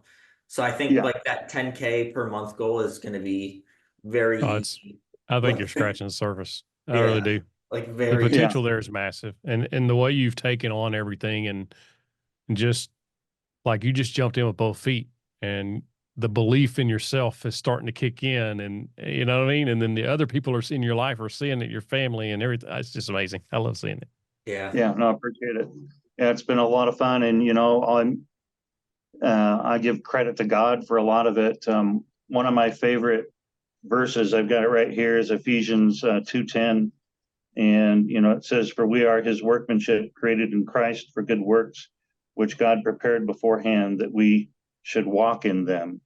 And there's one Bible version of this that puts it this way, and it writes that we are God's poetry etched on lives. And it's just, that really spoke to me. That God's a creator, He's an artist, we're His art, and I just love being an artist and creating things. And so that's always been a great motivation for me.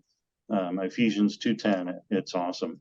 Yeah, I love that. I think a lot of people feel that way, that, you just, well, I think a lot of times you get kind of bogged down in life and you lose that creativity. And that's, woodworking gives that back to a lot of us, where you can, like you said, you were in high school, you loved it, and then life. And then now you're back into that, and you just love it. It's a love of creation. Right. And then there's one other thing I wanted to share on this call. And I've talked to people about it, and I've never understood it again until I read this book. And thanks for bringing that book up and a call a while back. In the past, so dopamine, triggers responses in us to do things. It's something that I think, I guess we crave that dopamine, rush, that kind of thing. And I was always wondering why I could think about something that I wanted to do, I would get that dopamine rush, and that would be enough. You kind of get in this trap, to where you're thinking about it and it gives you that rush, and it's like, oh, that's all I got to do is think about it. And he talks about that in this book a little bit, that sometimes that can be a detriment, and so you got to learn how to get that feeling or that rush from the process each time. I don't know. That's probably not the best way to explain that, but it's just one of those things where sometimes you think about doing something and it just felt good to think about it. Yeah. Well, it feels a lot better to do it Yeah. than Exactly. just to think about it. Yeah, that book was actually the first book I read. Like when I start, like 5 years ago, that was the first book literally one of the first books I ever read in my life that wasn't required, by like education of some sort. And I remember that specific thing about, watch what you talk about, right? Because you'll still, your brain doesn't know the difference between getting the results and thinking about the results. Mm-hmm. So, because there's a big difference between thinking about something and doing it, and you want to get the dopamine from doing it, not thinking about it, because Right. doing it's going to get you the results, Exactly. Otherwise, you're just going to be stuck doing the same thing over and over and over, and Right. you're like, Right. that dream never happens. And I believe firmly that we are given dreams on purpose for a purpose. And so I love seeing you chase your dream and things starting to work for you. Yeah, no, I'm having a fantastic time on it. But yeah, and my wife is, fully supportive of it now. I mean, she was always kind of supporting it, but now she really sees what's happening. So her belief that this can, be the future, for Awesome. us is growing as well. So she's been out helping me get organized. Her gift is organizing. Yeah. And she loves doing it. It's her dopamine hit, Yeah. helping people organize. So she's been helping me work in the shop about, the layout of it, kind of how things should go, a place for every tool and a tool in its place. And so that's been helping out a lot too. So if you were giving somebody advice or insight, if they were thinking about joining sawdust startups or any of these, any program really to try to help them in business or get them kickstarted, what would it be? What would it be? For me, if I was going to give some advice on that, I would just say,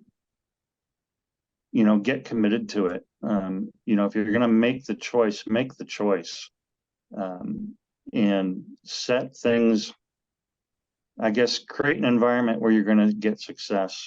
I'm having a hard time describing this part. Answering this I think a question. lot of people do. They'll join something or get in a community and then they don't participate. They basically sit back and watch and then they don't see the results, right? Because they're not Right. applying themselves. It's just like you reading that book, right? If you can buy the book and if it's sitting on your desk, it does you no good until you actually read it and then apply that knowledge. If you can also Right. read the book and not apply the knowledge, and you're not going to get the success. But if you Yeah. read the book and then also apply that to your life, same thing with the community. There's a lot of them that join the community and they jump in there, they participate, and they apply the basically the wisdom that's being shared in there, and then they start seeing the results. And then there's some that will join and they don't do that, and then they don't see the results as fast. So I think you're onto that. I think that's what you're trying to get at. Yeah, I think that's the truth. It's like the modules have been real helpful, and it took me a long time to learn to check that little check mark. Yeah. And so I was like, I've got zero progress, even though I've done this whole thing. Yeah. So then I've started to go back and look at them again, but it's also something where there's so much more to do in those modules that I haven't gotten to yet. Just time wise, it's like I'm so busy building, Yeah. and doing stuff, but I got to just set the time aside, to get going on modules again and get through more of that. So, when question for you, since you Yeah. saw most of your success with Facebook Marketplace, Yeah. what would you say? I know you mentioned like the video in the beginning. What would you say to someone who isn't seeing that kind of success on Facebook Marketplace? And what do you think you would want to tell them to get them more success with it? boy, I mean, just what you start with on that ad has got to be visually appealing. It has got to just suck people in. So you need to spend a lot of time thinking about how to get the right picture of your product. You know, I would put motion into it. Start with a video. You got to start with a video on the front of it. But you just really got to think about what would, you know, someone shopping for what I'm doing, you know, what's going to hold them to it? What's going to make them stick and follow through? Making the writing, you know, the wording of your ad just clear and succinct. Like mine says starting at 200, and the height and complexity, you know, determines price, that kind of thing. Right off the bat, I just said starting at 200. And, you know, people were like, oh, well, I want this picture. And I'll tell them it's 350. And they go, you said 200, you know, so just be real clear kind of about how the process works in as few words as possible on it, and answer back to people as soon as you can, because they are on their phone. They're on Facebook Marketplace right then and there. And if you get that ding, you know, unless you're being, you know, you're talking with your wife about something important, you know, let it go. But otherwise, just get right back to people, and then you'll get that conversation going back and forth and get success. So just be super responsive to people contacting you on the ad. Cool. Awesome. Mm-hmm. I think that's going to help a lot, because I think one thing, I know me personally, what I've noticed recently is the more simple something is, the better it will do. Like you mentioned, describe everything in your ad with as few words as possible, but as clear as possible. And I think Mm-hmm. the simplicity of that really benefits. Yeah. And when I write back to them, you know, it's that typical thing where a lot of people just push the button, you know, hi, is this available, kind of a thing. I do look at their profile real quickly just to see if they're like brand new and they have nothing and it's just kind of a waste of time fishing thing. And if that is the case, I kind of have just a standard response. But if it's a profile that is valid, and the vast majority of them are, I respond back first with their name and thanking them for taking the time to look at my post. And then I, you know, get into the information they do, but just not just responding with, you know, yes, it's available, it costs this much, but, you know, thanks, Carol, for reaching out and enjoying my ad. You know, I would love to work with you. Here's the process. That's You a know, power kind tip of- right there. Yeah. That replying with their name, power tip. Yeah, huge. Yeah. Yeah, I think a reoccurring trend I'm hearing from, you know, everything we heard about your success is, yeah, you got the people to reach out to you through Facebook Marketplace, but through every transaction and every time you interact with someone, you always go the extra mile. And I think that is really shown with your referrals and repeat orders and things like that. And I think that's huge. Yeah, and if I don't hear back from someone that's I would call in the top 10% of the group, I'll just do the thumbs up like 3 or 4 days later, and that will make their phone ding again and bring them back to it. You know, it's just that little reminder, and then often I'll get a response right back away. It says, "Oh yeah, I forgot about that. You know, yeah, I am interested." You know, and then they end up sending me the deposit just because I pushed the thumbs up. That's You know, awesome. try not to let it die. It's in Yeah, the I mean, follow-up. yeah, it's great. That's great advice, because a lot of people they're doing something on their phone and then a kid starts crying, or, you know, whatever life is going on right then, and they put their phone down, or they start driving or whatever. And then if you don't remind them, they'll never remember it because they've got other Yeah. stuff going on. I love that. Yeah, just the simple thumbs up, you know, or yeah, basically just the thumbs up. You know, I don't try to at that point say, so hey, what about that sculpture thing? You know. That's awesome. Yeah, that tends to, I would say 20% of the people you do that to out of that group will respond back. You That's know, a big they just got percentage. busy with, yeah, they just got busy with life and, you know, moved on. And I can't be upset that my sculpture isn't top on their mind. You know, you just got to remind them. Yeah. I think a lot of people do take what you just said right there was, a lot of people take it personally when somebody doesn't immediately respond back. And it's like you said, they just got busy, and you can't take Yeah. that personally. You just let them know you're still there. Yep. Yeah, that's huge. That's important. So, Mhm. Matt, you got any other questions for Todd? I'm just, man, I just love seeing everything that's happening for you. And I appreciate you sharing it in the community. I look forward to every post when you know, hey, I just made this new creation, or like everything you're doing, you're sharing along the way. And I just love seeing it. Yeah, I have a lot of fun with it, and it's fun just to, I don't know, get creative with the names, I mean, like just simple stuff like double bubbles, falling leaves, it's a kick, for sure. That's awesome. Yeah. Yeah. Well, thank you very much, Todd. You bet. Yes, You're thank you. welcome. Thank you. Thanks I for the really invite. appreciate it. Yeah, of And, course. my hope is that someone takes a little gem away from this and gets success. This group is great for building people up. Just it gives you some accountability too, which is nice. You talk about something, you post about something, you need to follow through.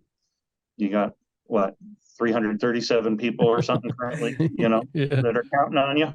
that's right. So, Yeah. yeah. I know, that's funny. I love it. I remember when you first joined, it was like, it was a little while ago, and it was just almost immediate. It was like, this is going great. Like my ad has 14,000 views. Like I remember it was insanity. Like pretty much right from the rip. Yeah, I mean, I could not believe it when I got that response back from Facebook, my phone ding, but it was interesting because my phone wasn't blowing up with responses from people. And then I got that message back from Facebook saying that it was like 18,792, I think is the exact number. It just stuck in my head in 1 week. And then immediately my phone's messenger just started ding, ding, ding, I remember sitting down at dinner with the family and it like dinged 10, 15 times during the dinner, and Terry's like looking at me like, don't you dare touch that phone. That's awesome. But yeah. That's awesome. Yeah, it is cool. It's a great problem to have. Thanks. Of course. Of we're course. Well, happy thank for you you, man. very much, Todd. Yeah, man. You Thank bet. you. Yeah. If you got anything, you know where to find us.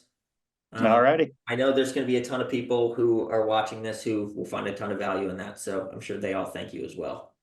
Yeah, Yeah. you bet. Glad to be a help. Grab it by the horns, people. It's a great program. Go for it. There you go. Thanks, Todd. Last words. All Grab it by right. Thank you, the Todd. horns. Grab it by the horns. Jonathan, pretty much, we're just gonna have like some questions for you, kind of dive into your business and like what's working and what's not. Okay. Like kind of I sent you a message, like me and Matt think this would just be really good to like help other people who are just starting out and people who just like aren't seeing success and things like that. Okay. So we do plan on posting this in the Sawdust Startups, so don't get nervous. I think it'll be just fine. Yeah, no, I'm all good. Cool. Awesome. So I guess to start things off, so how much money have you made so far? When did you get started? That kind of thing. Give us the scoop. Yeah. So speaking to people that are just starting out, I started woodworking almost 3 years ago, and I started with building indoor herb gardens. Find out real fast, didn't have green thumb, so that was a flop. But from there, that's where my woodworking started, and I started making cutting boards. Then it transitioned to doing live edge tables on like a small scale, coffee tables and such. And from there, it was a slow go. I was struggling a lot, not making many sales. I went to some local shows, did stuff like that, but even still, it was hit or miss. And it was to the point where it got discouraging. I was like, man, is this really something I want to pursue? But I'm one of those ones that I have a very go get 'em attitude, where I don't give up easily, and I just kept pushing and pushing. Eventually, uh, within about a year and a half, I got in with a farmers market that I go to, and from the farmers market, I've got quite a bit of a clientele from that. Um, uh, and then just learning learning Facebook Marketplace. That's really been a good drive for me. I have a friend on Instagram. His tag is 9 Strong Creations. But uh, he showed me how he sells his bars that he's been doing for venues and all on Marketplace. So I switched up my format to the same way he does it. And I already have a client next toward the end of the week that I'm meeting for custom bookshelves. So Awesome. yeah. Yeah, that's awesome. So rough estimate, what do you think, how much you think you've made so far? If you care to share. Yeah. No, and yeah, I'm completely open, transparent, because I'm here to help others and inspire. Because yeah. But so looking at what I've made so far this year, which has been my best year, profit wise, I'm sitting at about roughly $6,000 to $8,000. Nice. And that's only in 8 months. And that's not including other commissions of clients that I'm talking to right now for future stuff. So it's like, yeah, it's been good. Awesome. So what did you do before woodworking? Well, so I actually don't do woodworking as a full time yet. That's what I'm working towards. So I'm still working as a full time master certified automotive technician. Been doing that 18 years. Yeah, 18 years. um, and the the reason I'm looking to go full time woodworking is because unfortunately the automotive business is so up and down that I don't feel the passion with it anymore. It's like, when I'm struggling every week to basically wonder if I'm going to have a paycheck or not. That's where it gets you know gets hard. So yeah. Cool. So how's it feel now that like you went from pretty much that consistently and now like within a short amount of time you're up to like $8,000 in profit already? So it feels really good, especially since last year it was rough. And I will say, like, there was plenty of times where I talked to my wife and I was like, is this really something I want to pursue? And I literally got to the point where I was like, I couldn't even think of what to make. Like, I'd walk down to the workshop because my workshop's in the basement of my townhouse. That's what I work. I make it work. Every available space I got, I make it work. But there'd be days where I'd walk down there and I'd be like, nope, not feeling it. So I'd shut the lights back off, turn back around, and walk right back up the steps. I've been there and done that. I think it's very impressive that the stuff you're creating that you've posted on our community, it's so impressive to know that you're in a basement shop making that stuff. That's impressive, man. Yeah. I mean, literally that 10-foot ash dining table that I just finished last month. I literally built the entire thing on my deck. Wow. In the heat and everything. I covered it with about 4 tarps. I had it. I was working through it, and I was like, you know what? God doesn't bless us for just sitting on the couch watching TV. We got to get out there and work. We got to get it. That's awesome, man. Awesome. So what advice would you give somebody that's just starting out in woodworking? My advice would be, obviously, don't give up.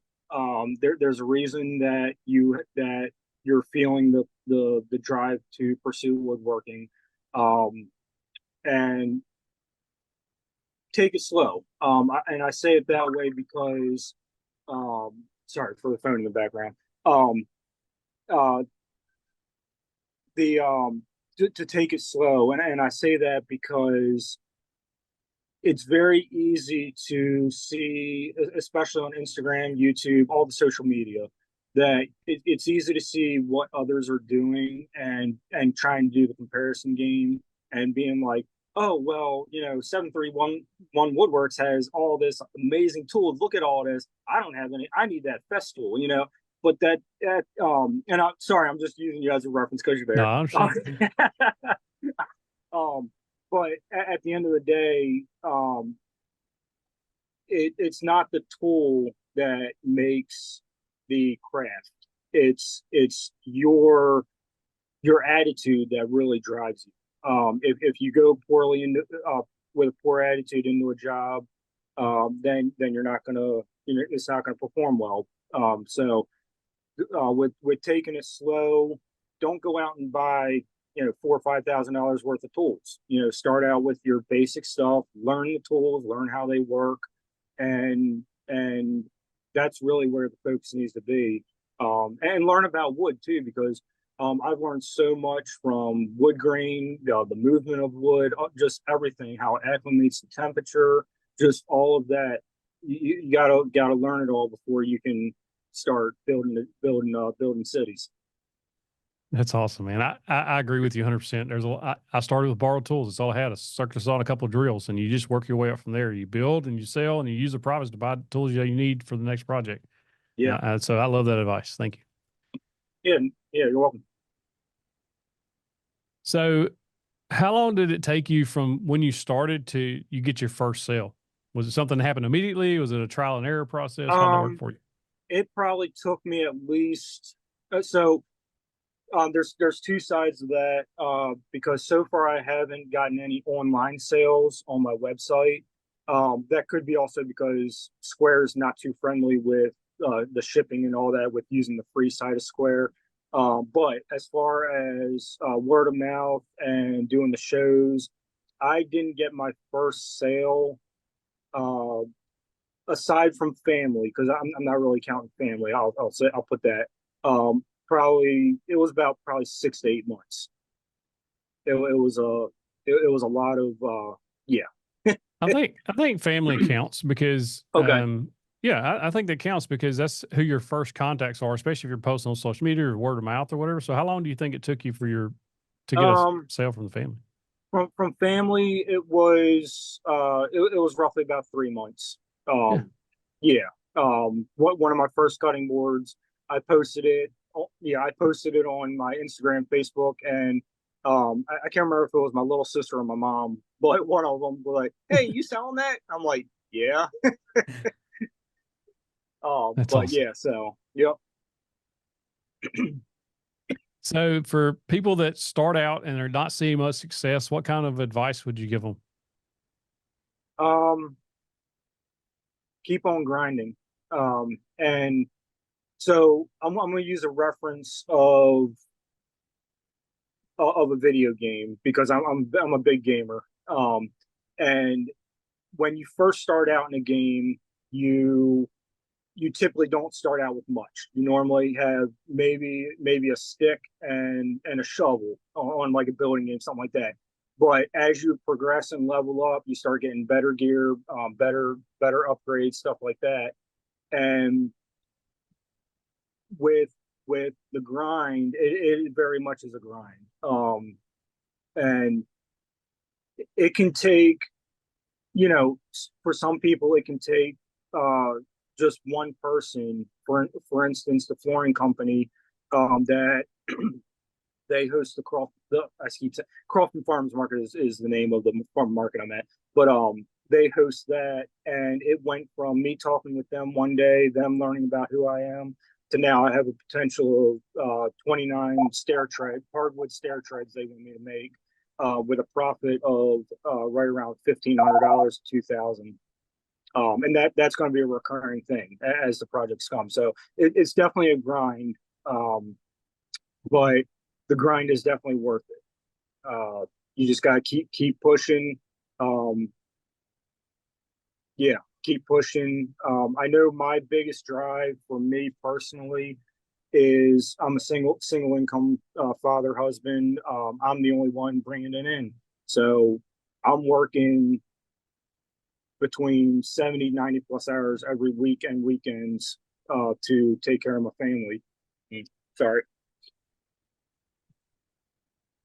It's been a challenge at times, but it's all been worth it because I know because I know what my end goal is. I know where my passion is. So I just, yeah, it grind it and don't give up. That's Sorry, awesome. don't No, make me get man. emotional. That's 100% inspirational to me. I love it. It's like you've taken this load and you threw it on your back and you're like, I'm getting it done, and this is how it's going to happen. And so you push Yeah. forward and made it. And like you said a while ago, you can't just sit on the couch and expect it to happen. You put in the work, you put in the time, you put in the research, and Yep. you've invested in yourself to get better. By learning all this stuff, and it's paying off. And I love to see it. Yeah. It's absolutely inspirational. And do not apologize for that. Yeah. Thank you. Absolutely. So do you have anything you would say to anyone else, kind of last thoughts, if you will, on, what you would tell someone if they just started out, and where do you think they should go, like, immediately? Like, what's the first thing they should do to get their first sale, or to start getting more? What do you think that would be? What's their first step? First step I would say is check out your local shows, local small businesses, not your big box stores, because they're not necessarily gonna support you, but check out your local small businesses. Just keep putting plugs in.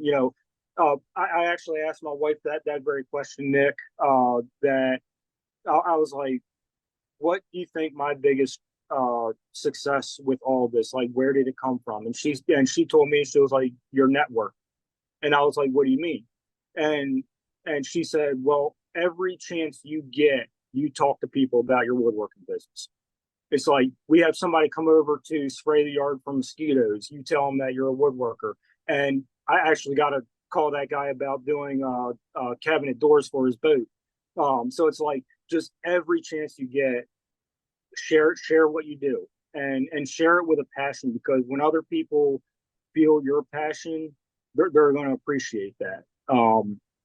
But and don't stop passing out business cards. I've probably passed out at least 500 of them.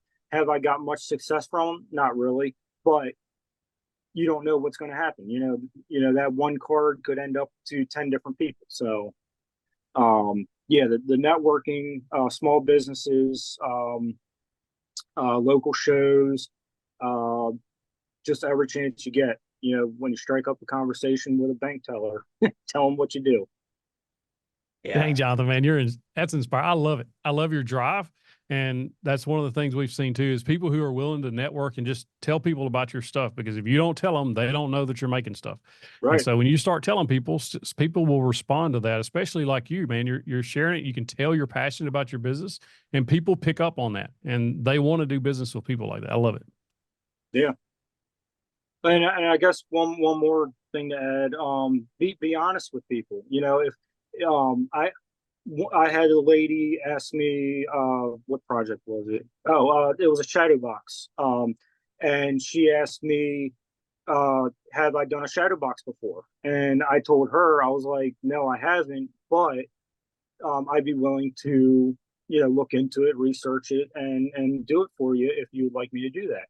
And because of that honesty, it ended up going from me building a shadow box for her to also building a black walnut dining table for them. So it's like, it went from a $750 commission to a $2,000 commission with the table included. So it was like, yeah, just be honest with people. Yeah. Awesome.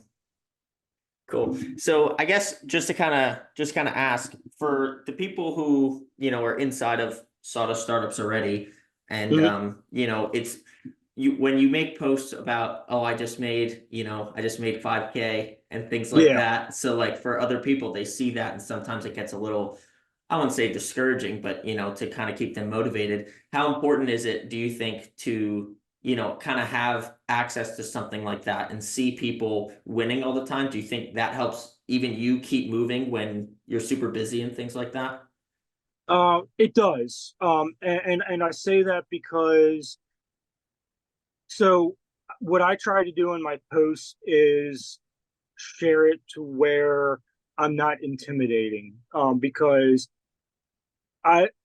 following people on Instagram, because I use Instagram a lot. I see people all the time posting, "Well, I just made 10,000 on this, large table. I got a full cabinet built, and I look at it and I feel, and they don't share anything about the story behind it, anything like that, and I feel it kind of intimidating. But what I try to do with my posts, and sharing that with others is, if you start out with a cutting board for $40, that's a win. If you start out with selling a set of coasters, that's a win.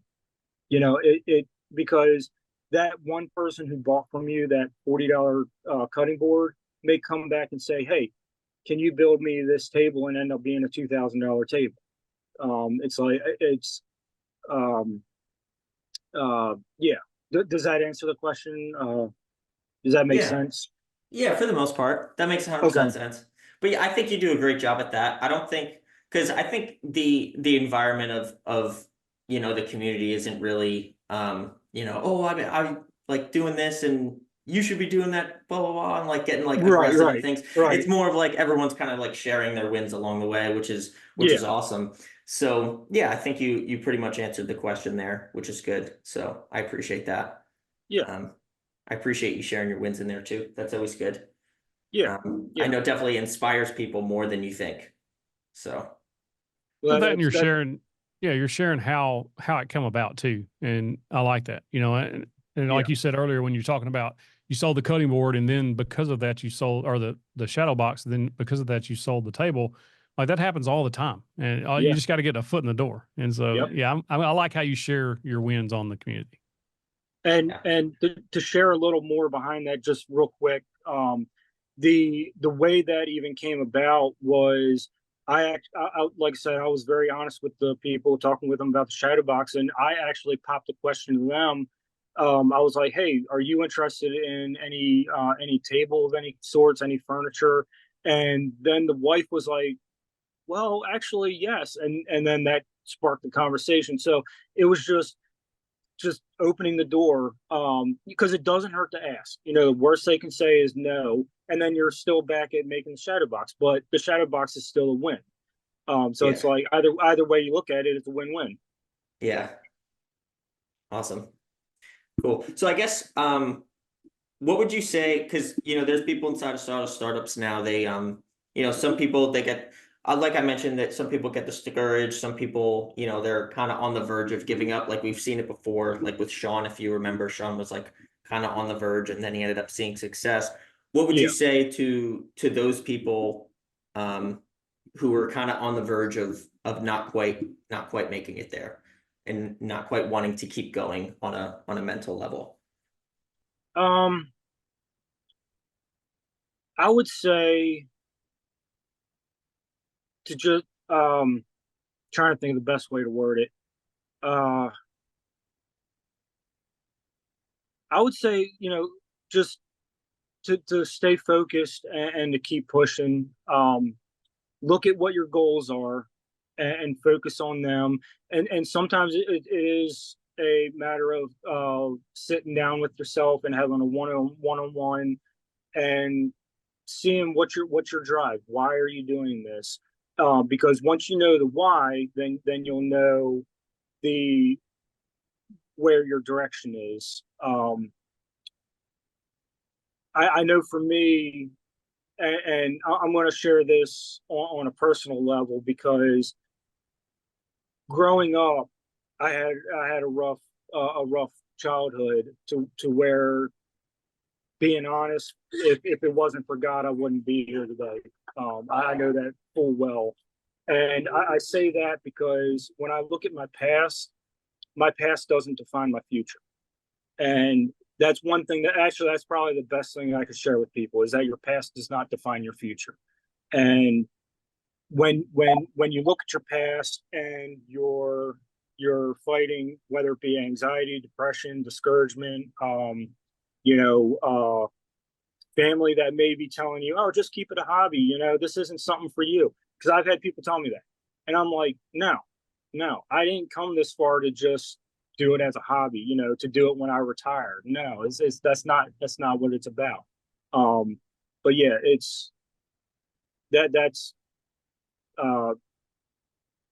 that's sorry, lost my train of thought. No, that's an amazing response, man. Thank you. Yeah. I appreciate you sharing that. Yeah. Yeah, thank you. I appreciate it. Sorry.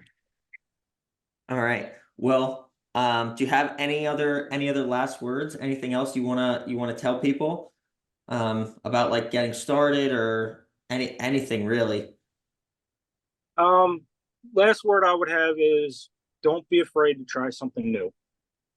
And I say that because that could range anything from a tool that you've never used before to not knowing much about like doing a website or doing social media. It's all going to be intimidating at first, but once you learn it and once you get it down, it'll come to you real easily.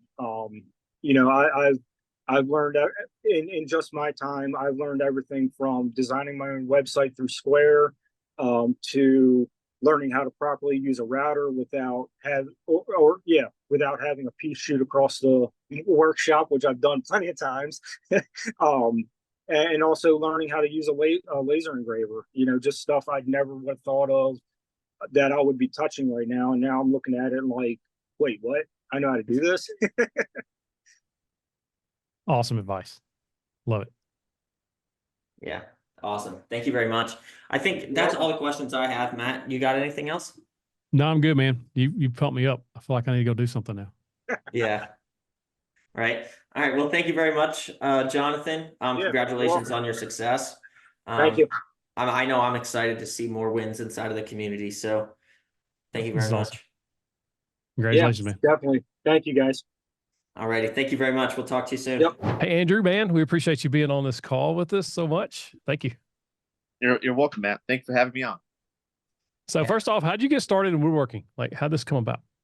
I grew up with my grandfather. He was a carpenter, jack of all trades, master of none kind of thing. So I kind of was around my entire life, and got in the military, and I decided that I went truck driving, and said, after a couple of years, it wasn't really working for me, and I missed building things with my grandfather. So I decided to start building flag boxes, hitting compartment type of end tables, and it was okay for a while. And then I found your channel on YouTube and followed you since 2017.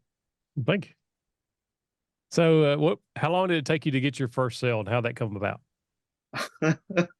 Well, about 6 months or so, about 4 to 6 months.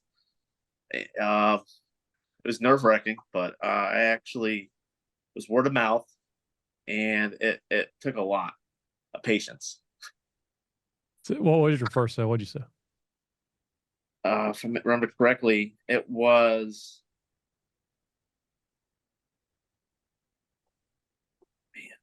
again. Oh, an end table you designed, actually, I had through a twist too. Oh, nice. Yeah, farmhouse tables. Cool. So you've been seeing quite a bit of success recently, especially that you've been posting in the community. Just a rough guess, how much money do you think you've made in woodworking just this year, or even since you started, but specifically this year? Take home overall, close to 20K. Oh, wow. Wow. Close to it. Close to it. Close to it. That's including shop expenses, also take home as well in total. Yeah. So that's pretty 20K cool. profit line. Yes. Wow. And a lot, again, I wish it was all to the house, but it's not. Yeah. That's awesome. That's So awesome. what strategies are you using to get those type sales? I am definitely online a lot. Restless nights, up late nights, just surfing the internet. I'm sacrificing family time and more shop time and sketching out what I want to build, but also I'm going out to stores, my kids' schools, reaching out to the community, seeing what their needs are. Even when I go out to eat, I'm asking, I'm looking around no matter what I'm doing. I got a little notepad. The wife is calling me Inspector Gadget because I have so many things in my pockets taking notes with. And so no matter where I'm at, I'm always open-minded to the next new thing. What could be my next sale at all times. So it's like, I'm never off duty when it comes to woodworking. I'm always searching for the next thing. And sometimes it's overwhelming, but it's working. You got to be in it to win it. It's a lifestyle. I love that. I'm never off duty when I'm woodworking. That's fantastic. I love that. Where do you think like the primary sales are coming from? Word of mouth. Word of Yeah. mouth based off of my current sales. I'm currently building that bar. I posted up. I'm already having requests for countertops and cabinets, which I have to pull back from because it's not my forte. But they're also wanting to see what this build's going to look like. So I already have that in line. About 6 people within her neighborhood because she just moved to the local area. She caught me on a local app called Nextdoor, and I'm building this for her, taking her photos and sending her videos what I'm doing, and she's passing that around. They're loving it. Yeah. That's That's awesome. pretty cool. So you're doing stuff on Nextdoor as well? Yes, that's been my biggest lifesaver. Yeah. Because if you want to get into the minds of the people around you, Nextdoor is the way to go for me because I get to go in the nearby neighborhoods within 30-mile radius, and those people are looking for a some kind of product or a service. So I'm going directly to the people where they're looking for the service or the product. Awesome. That's a strategy I haven't heard many people using at all. I like that. Well, untapped market there. And Yeah, so far, definitely. it's working well. Yeah. Awesome. So somebody just starting out in their business, what advice would you give them? Take your time. Don't be anxious, and really take notes and take your time. Yeah. Regardless of financial standpoint you're in, if you rush into it, you're going to burn out. I've had that recently. Matt's known that through phone calls prior, also on the calls with you guys. Just take your time. Don't rush into it. Yeah. Rome wasn't built in a day. It wasn't. And the biggest thing I can say is have a good support system. My family's the biggest support system I have. In the beginning, they were kind of on, leaning towards not doing it. But when they saw how passionate I was, they were easily on board with that. Yeah. That's awesome. So if somebody's not seeing success and they've started their business and they're not getting those sales, what would you tell them? What advice would you tell them to help start generating some sales? Slow down, see where you're sitting at, write down what have you done so far, and keep doing research and really write the pros and cons of what's worked, what hasn't, and write 20 things you could be doing differently, at least, and then do the first 3 things on top of that list and go down that list so that way you have other things you can try. And that list can be endless, honestly. That's what I did. I wrote 20 things I wanted to do differently if this didn't work. So I have a backup plan for backup plan, and I kept trying. And it wasn't a severe change in trying to readjust my perspective on how I'm going to get those sales or what I'm going to design. It was just a small twist. So say I go on Facebook Marketplace, and I sell. The price can be too high, the staging can be wrong. I'm not in a wide enough radius, or I am my verbiage and my sales pitch or my design could be slightly off based on the demographics. So you don't know until you try. So that's what I was trying to do, and going down, changing the way it looks, the way it's set up, just the basic stuff. Really stay with the basics and just write down a list. Go down the list. Trial and error till you figure it out. Yeah. Yes, sir. So you're using Nextdoor, Facebook Marketplace, and word of mouth primarily? Primarily for now. I want to get an Etsy, but I'm still nervous with that. But again, I'm afraid, so I'm going to try it anyways. But that's going to come up here after the bar is built. So I have my own set of builds on top of ones that I've altered to make my own. So once I got a portfolio built, I'm going to start throwing them up there, possibly. Cool. Cool. And I believe you're on a back order, right? Yes, I am actually. That order for the real estate agent for those apartments they're building, it's 45 stove covers. 45 stove covers. I've never made so many in my life. Obviously, my first time making them not too long ago, but I've had made some repeat cuts and more cuts and more cuts. Last night, I had a lady reach out to me and ask if I can make her one. I said, "Ma'am, I'm about out a month and a half, or 2 months, maybe 3, if the orders keep piling in." So Yeah. how did you come across the realtor? Out of curiosity, you get hooked up with that?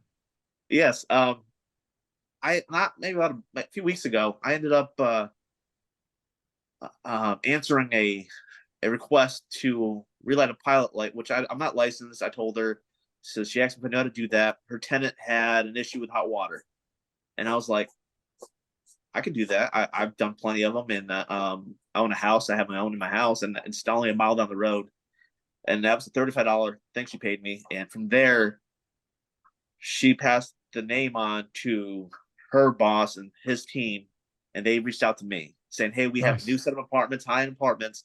We want your stove covers we see on Facebook Marketplace that we looked for. We found because they had to identify me, and they saw I was selling some products, and they're like, we want that, but can you make it this color and this wide?"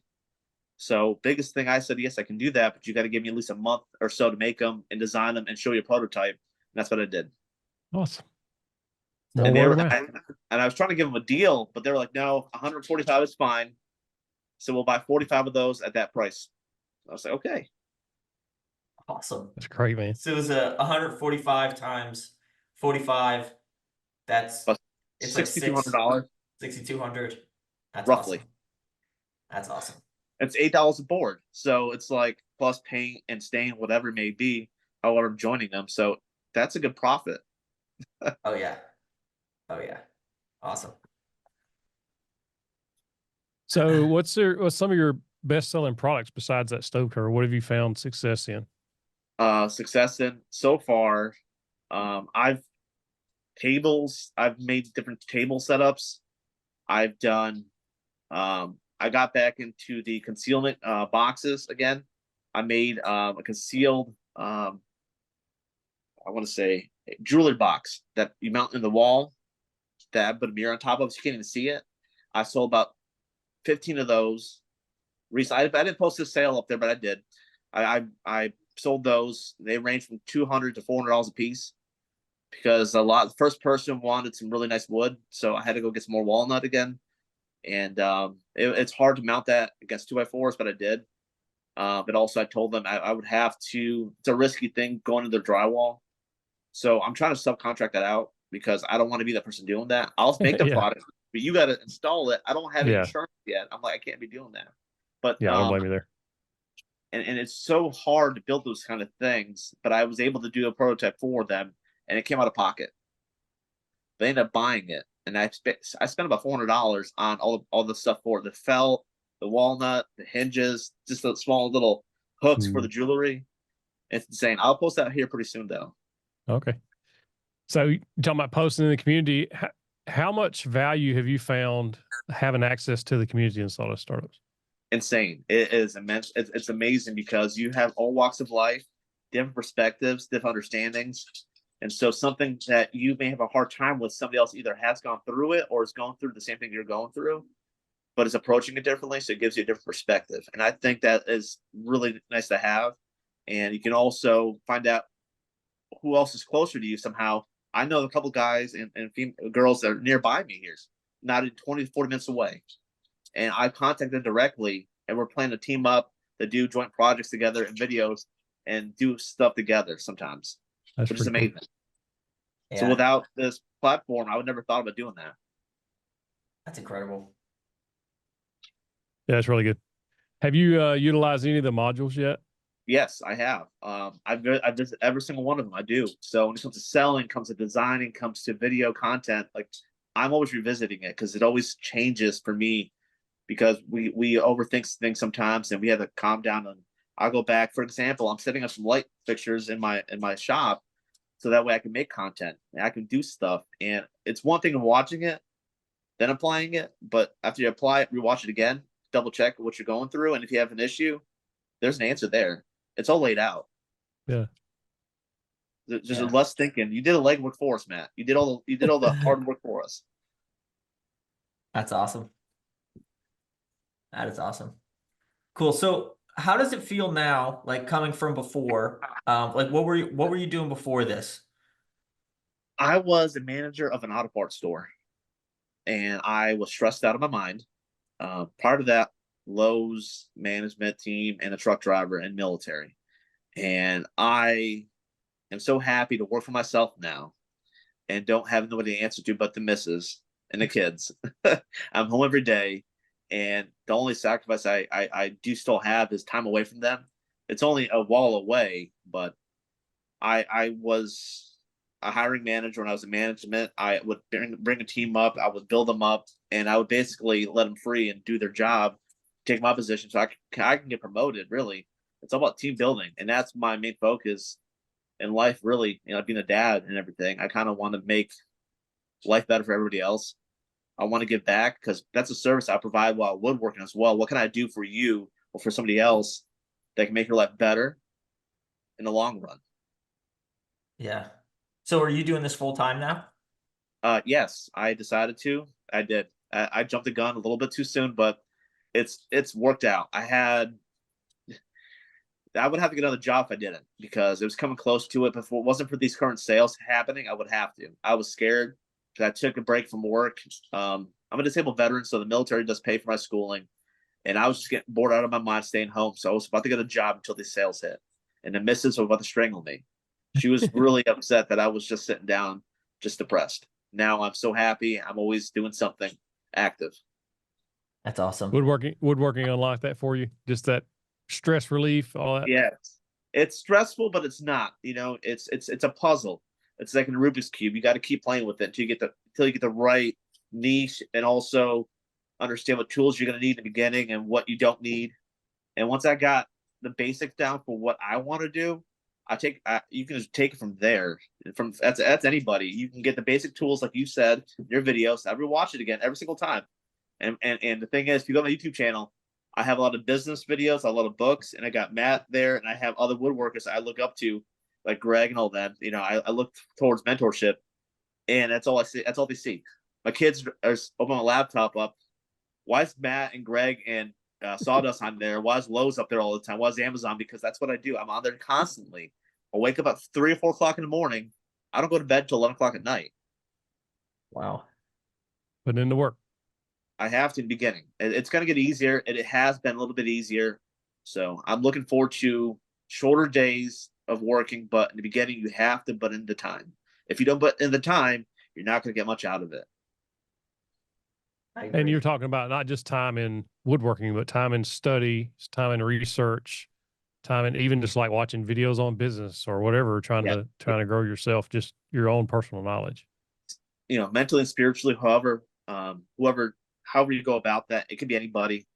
I'm religious. I'm open Christian as well. And so, but for those who are not, you need to mentally get yourself ready for the day and make sure you take time for yourself. You have to, because it will burn you out. Especially for those full-time dads or full-time husbands out there, it's really hard, or mothers. It can be anything. Yeah, that's awesome. Do you find a direct correlation to the better you become in your own personal self, the better the life around you and the business becomes? Oh yes, definitely. If I'm sound, what's up? My dog's right here. I'm sorry. Ooh, okay. We like dogs. I got two here, 2 cats.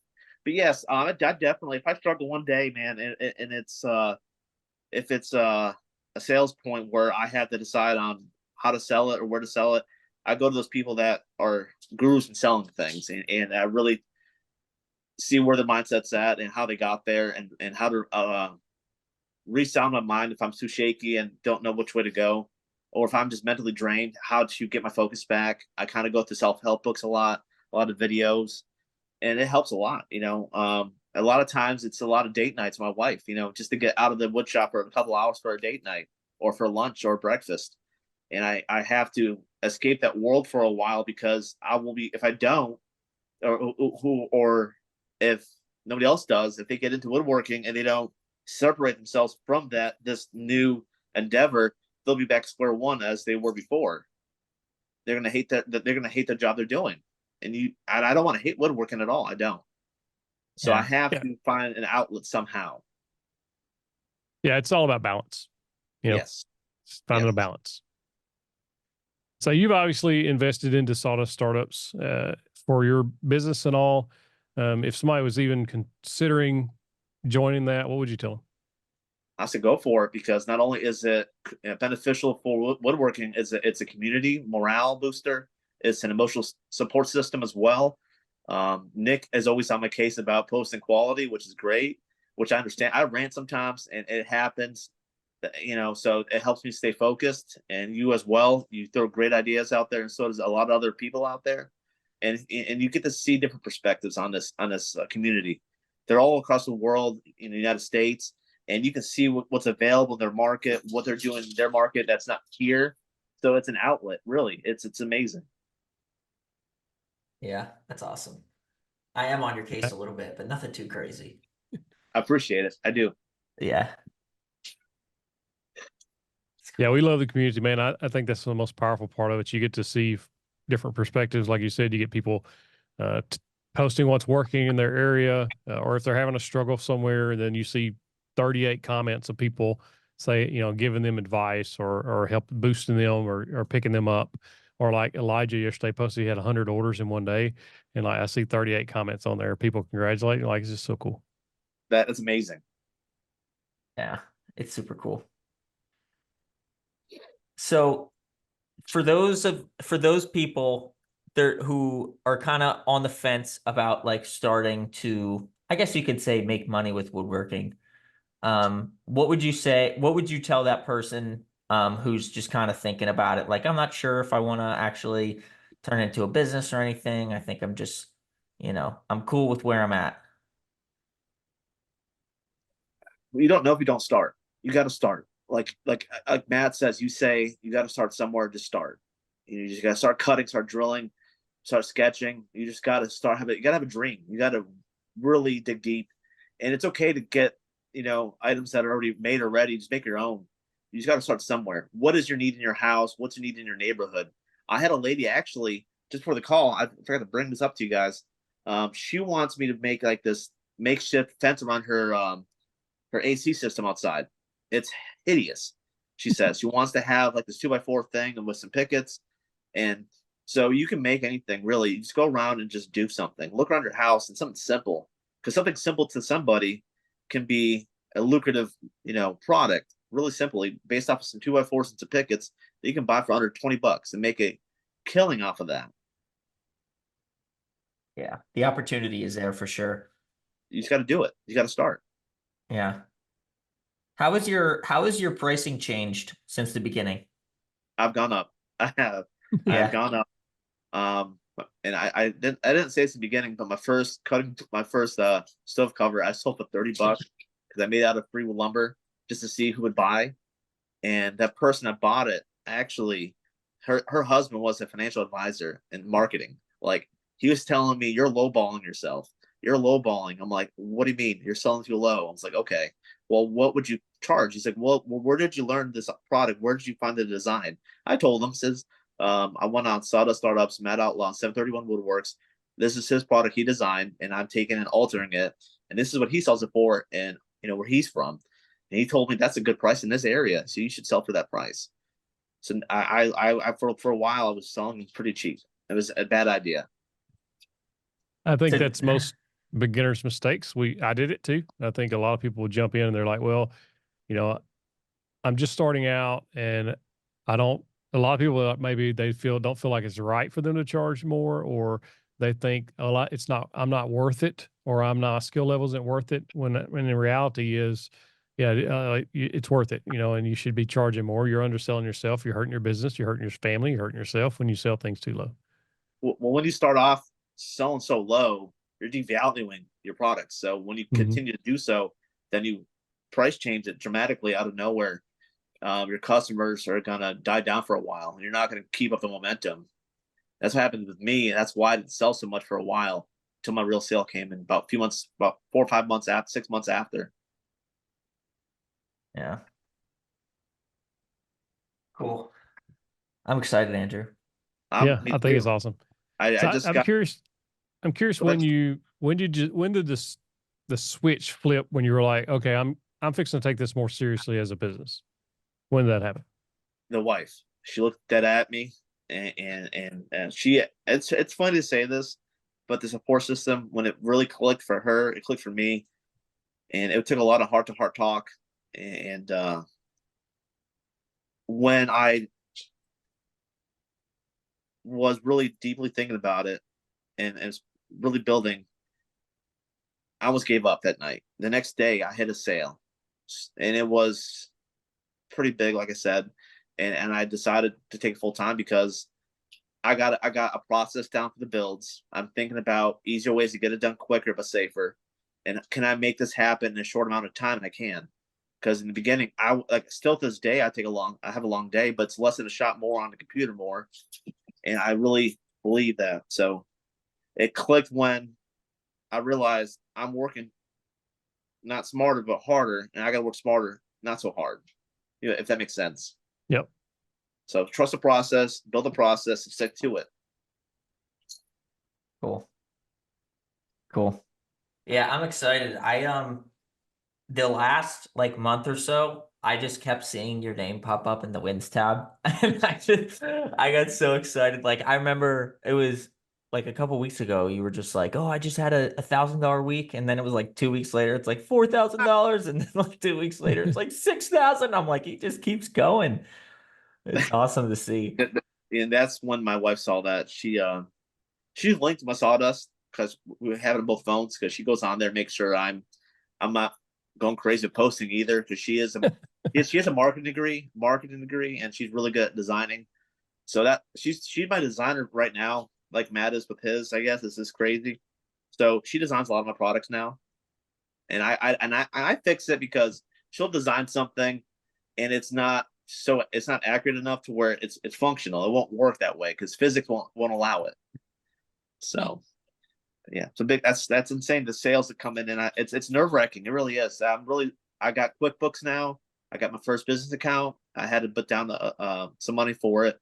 And right now I was able to buy a camera I'm using right now. And my light I got the Sony and I got the light that you recommended, Matt kind of recommended as well. And I kind of just bought what I could. It's a minimal amount, but the sales bought it, so you don't have to buy a lot in the beginning. Yeah. Awesome. If you were to tell yourself a couple years, or not a couple years ago, but if you were to tell yourself right when you started, what do you wish you would have done more of in the beginning? Be more patient. Take notes. Observe, and start doing it. I was hesitant. I was really hesitant to get the shop right. Start building. I was not completing projects. I was posting projects, not completing them. Half done. Like the miter station I built. It wasn't done for a while. I got it in the shop and then it started warping. I messaged Matt. 1 second. Sorry. And some project I wasn't completing. And then I had these customers asking for builds, and I'm like, I can't cut this on a miter station. It's gonna bother it. It's wobbly. I gotta reinforce it and finish it. So follow through. I would tell myself to follow through and complete projects and write notes and stay on task. Cool. Awesome. Matt, you got any other questions for Andrew? No, I think he's doing a great job, man. I'm just so proud of you and proud for you and just love seeing your success and your growth. And I think we're just seeing the beginning right now.